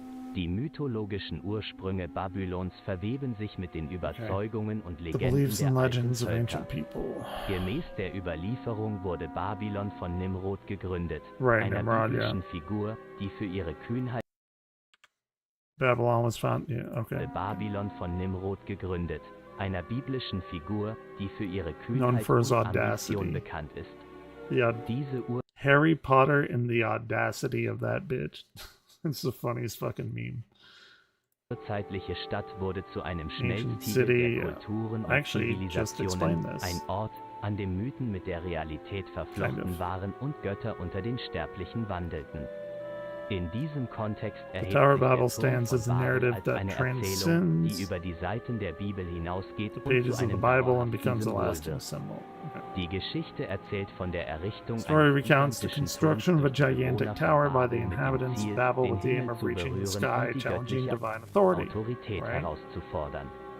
Die Vielfalt der Sprachen, die Gott However, the jedoch der diversity of Menschheit languages that God imposes on unterbricht ihre humanity Ambitionen und disrupts führt zu their einer ambition, Verwirrung, generating die sie über confusion die that scatters Erdoberfläche them across the verteilt. face of the earth. Diese I know my Bible. Know thine enemy. Erzählung Right? verkörpert die Dualität menschlicher Know Wünsche, thine enemy. das Streben nach Wissen und Transzendenz angesichts der Grenzen menschlicher Existenz. Jedoch wurde niemals über den However, zweiten never Garten before Eden gesprochen. has the second Garden of Eden been mentioned. Oh shit, okay.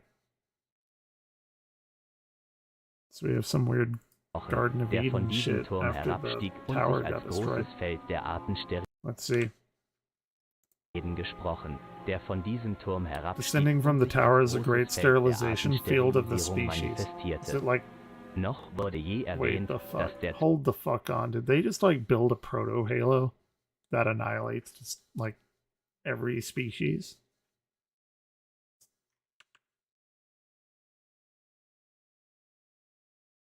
I think they built a fucking Halo, Artensterilisierung except it's a tower. manifestierte. Noch wurde je erwähnt, dass der Turm nie ein menschlicher Bau Right, the war, Covenant sondern did, eine or the monumentale Forerunners. Raumstruktur, Excuse me. die sich ohne bekannten Grund auf der Erde niedergelassen hatte.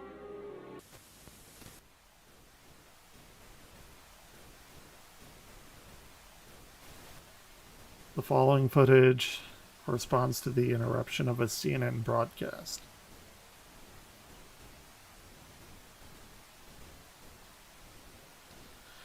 Interruption gave way to a recording that was repeated intermittently until the 30th of the same month.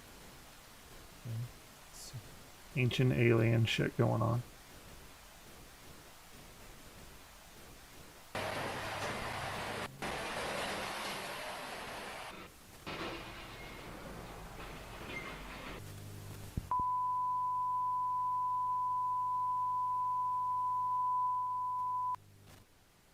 Okay. Our programming will return as soon as these issues are resolved. Okay.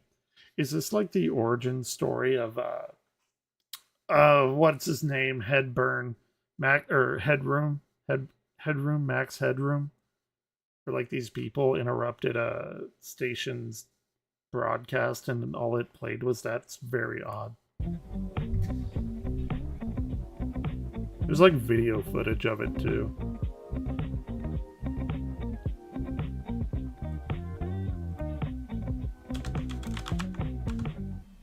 Headroom. It's recommended all viewers in North Carolina and Virginia, blah blah blah blah. Stay tuned despite the technical difficulties. If you require assistance, please contact our technicians, visit your residence to explain the reasons behind the signal failure. Do not leave your homes. Please continue watching our programming. There is no need to be outdoors. This, Local 58, 100%. Do not go outdoors. Do not look at the moon.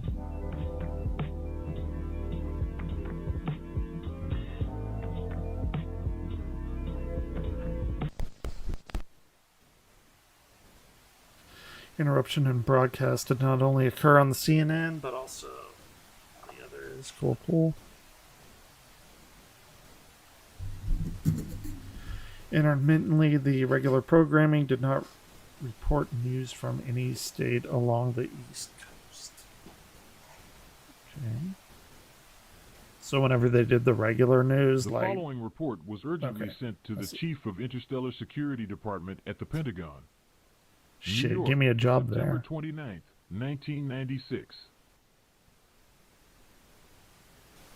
Jan Fuvera, Delegate of Security, United States Government, is... My guy looks like a Q-tip. I don't know. Sending I'm going correspondence insane. to Peter Widman, Chief of Interstellar Security Department at the Pentagon, fuck? in order to inform about strange anomalies on the eastern coast of the United States and Canada. Oh shit, alright. To Mr. Peter Widman, Chief of Interstellar Security Department at the Pentagon. Notice that during the early hours of September 20th until the evening of the 29th of the same month in 1996, extremely unusual occurrences have been reported along the eastern coast of the northern American continent, specifically spanning from New Jersey, United States to Nova Scotia, Canada. Immediate notification has been sent to the relevant authorities for the urgent activation of civil security protocols requiring joint action from the American and Canadian military. Effectively, shit is going down. And pertinent information related to the ongoing investigation was placed under strict control of the Ministry of Defense. Okay. During the same time frame, the censorship of photographs by state satellites and electromagnetic blockade in orbit over American territory were ordered. So, like, what the fuck? I'm sure they'll tie it back in. But what the fuck does this have to do with the people making the false moon? Mr. Andrian Wood, NASA's emergency delegate, has reported on the confidentiality of the case to prevent leakage towards Roscosmos and CNSA. Awareness is taken of the Hololuminescence Cannon project by the United States Department of Interstellar Security and the International Department of Space Simulation for use in the event that its usage becomes extremely pertinent. Expert recommendations suggest that, should the event described in this document repeat, the hololuminescence cannon must be fully operational and at the disposal of the United States Ministry of Defense no later than October 3rd, effectively bypassing Emergency Airspace Intervention Protocol 48. The report and photographs are attached on the following pages. Alright. There's a lot of words they said. An enormous structure, 12 miles in length, appeared on the coastline, deeply black in color and seemingly solid. Emitted very low frequency of sound that most people couldn't hear, which would mean that it would be below 20 hertz. Some lights were observed on its structure. It vanished after 8 minutes. 8 minutes, interesting. That's the amount of time it takes for light to get from the sun to Earth. I'm pretty sure that's significant.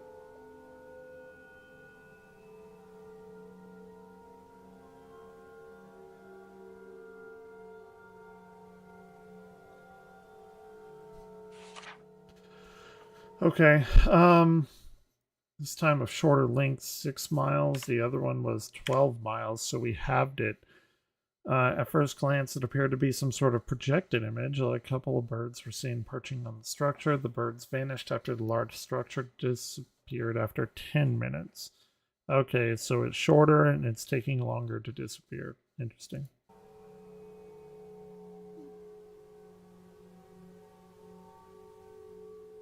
Maybe it's some kind of like superstructure rotating in 3D space, but it's like a 4-dimensional object.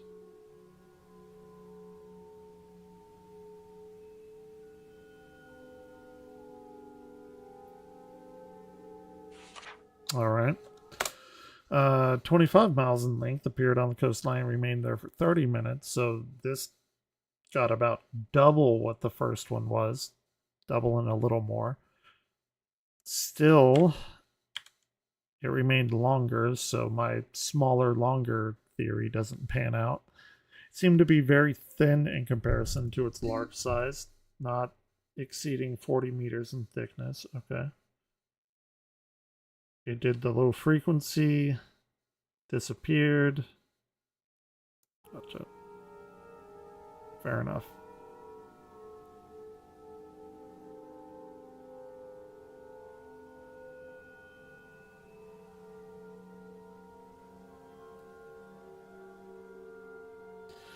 They could have read this.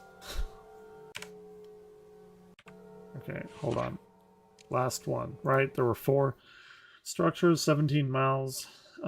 This is 5 more miles than the original at 12. Let's see. For 2 minutes before fading away. So this one is very short, breaking into smaller parts that ascended like vapor into the sky. A strong smell of sulfur was reported in the vicinity. Sulfur indicates demons. That like rotten egg smell.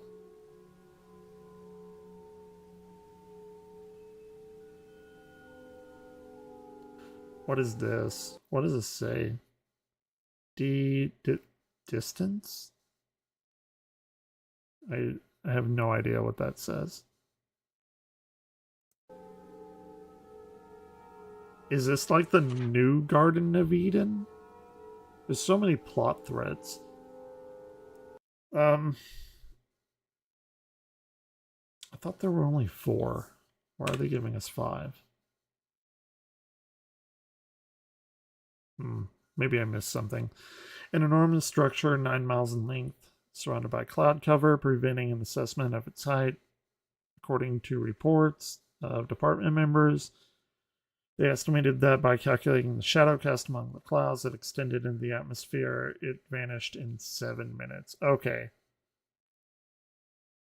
So this thing is like leaving a shadow that the cloud is effectively projecting on the bottom of it. Gotcha.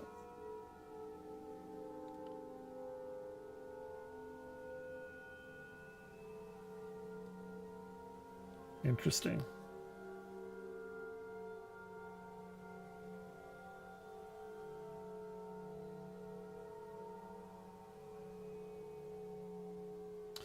Come on. Okay. Enormous structure, approximately 11 miles in length, appeared on the coastline. Had lights made it resembling a building. This one did affect the tides after it disappeared at the 6-minute mark. Okay. Die klassischen Gemälde stellen Babylon als eine blühende, riesige Babylon is prop. sowohl Okay. kulturell als auch wirtschaftlich. It's a big city. Looks like a Mashu from Avatar. These are the hanging gardens. Supposedly one of the wonders of the world. Jedoch authentische Aufzeichnungen und zeitgenössische Zeichnungen aus der prachtvollen Stadt, die von Nebukadnezar II. Wieder aufgebaut wurde. So it's saying authentic records were recovered from Babylon, drawings from neighboring cultures of the splendid city rebuilt by Nebuchadnezzar II. Von einigen The second. benachbarten Kulturen. Zeichnungen, die den aktuellen Forschern weitgehend Drawings are scarcely known among present-day researchers, rarely captured attention for scholarly Beispiele studies. dafür sind Zeichnungen, die in alten Papyri gefunden We wurden. have, for example, drawings found on papyri buried in die vessels. in Gefäßen vergraben waren, in denen In what we now know as Soviet Republic of Turkmenistan. Iran, Afghanistan und sogar Indien bekannt ist.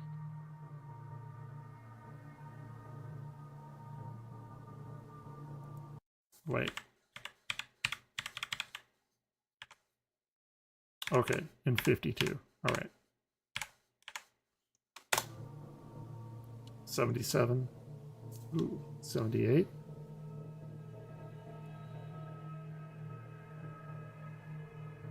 Okay, they're like digging more and more.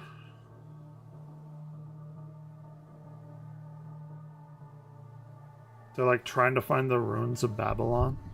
De Wilder, Verdun, the Builders, Verdun. I don't remember what that is. And Jesus Christ, I forgot everything I learned in college. Incredibly well spent money. Images are restorations with certain color enhancements to simulate the original painting.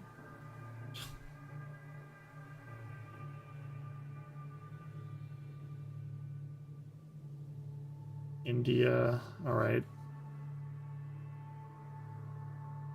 Turkmenistan. So, like, these are all drawings, but they're in the style of different cultures. Interesting.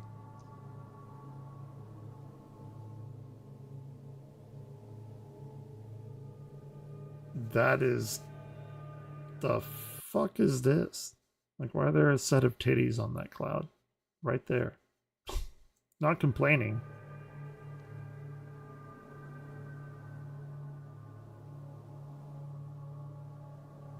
Oh shit, okay, here we go. Tentacles. I'm pretty sure I've seen hentai start this way.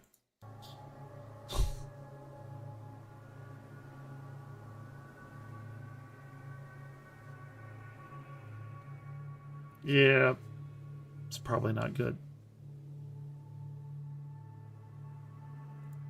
That looks like Shiva, right? Like the Destroyer. You always see him at the middle of the earth and like they have a bunch of hands doing shit.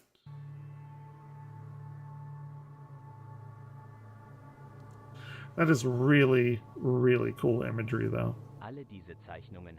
All of them were a common feature not present in the traditional Western paintings. Okay. The tentacles?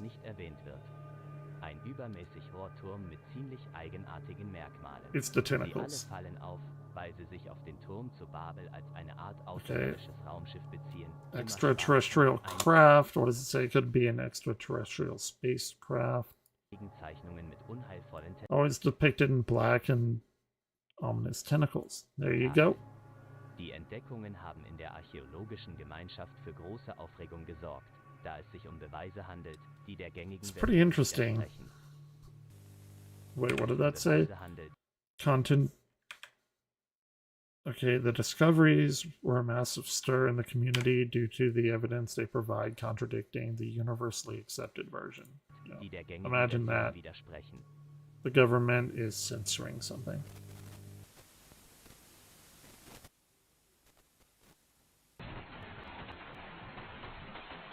Oh shit. That's what it looked like Monday here in DFW.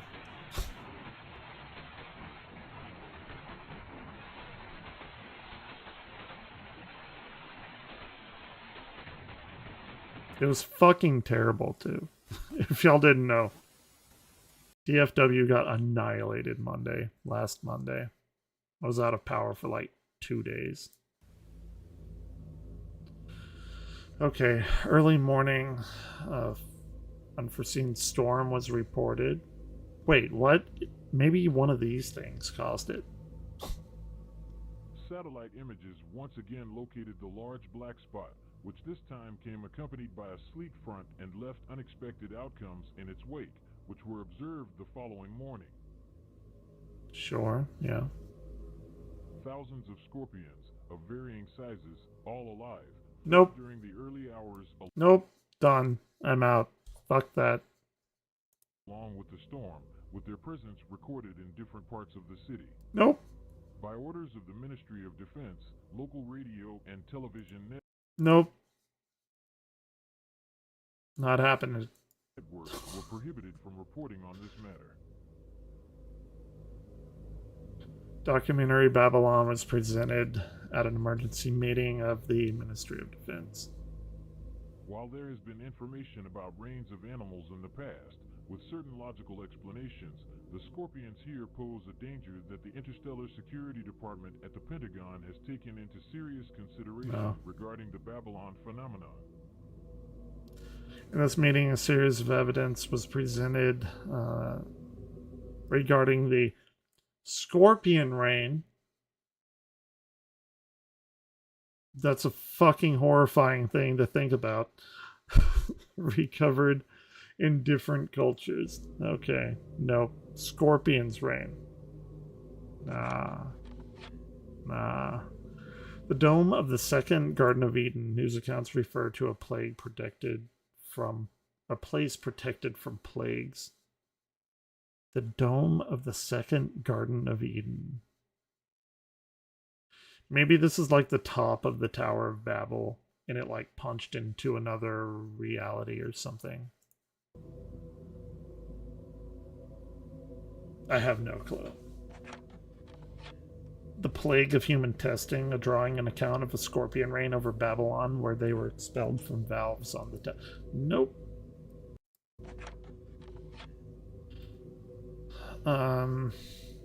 Constellation of Scorpions tested humanity where men faced each other to gain entry into the new garden.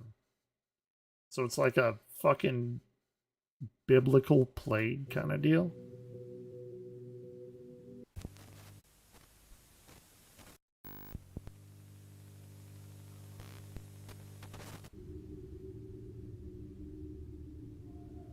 The following presentation will be made to the Extraordinary Commission of the Interstellar Security Department at the Pentagon regarding the investigative procedure carried out in Iraq between 1992 and 1993. Okay. The purpose of this procedure was to locate and dismantle a potential high-level threat cell to the nation. The objective was to enter some of the age-old tunnels where this group could be hiding. The special operation was led by Lieutenant General Dr. John Corelli, a Harvard University doctor in ancient Asian history and a physician. He's gonna die by scorpions, calling it right now. 100%. 100%. In Iraq on the outskirts of Al-Andiya, approximately 15.3 miles west of the Babylonian ruins. With his extensive experience, Lieutenant General Dr. John... Oh yeah, and you Nordic people need to not put in commas where decimals should be. I taught some foreign exchange students one time, and I don't know, I had no idea they did that. They like switch commas and decimals. So like 1,000 would be like 1.000, comma 00. Blew my mind. Corelli had been appointed as the leader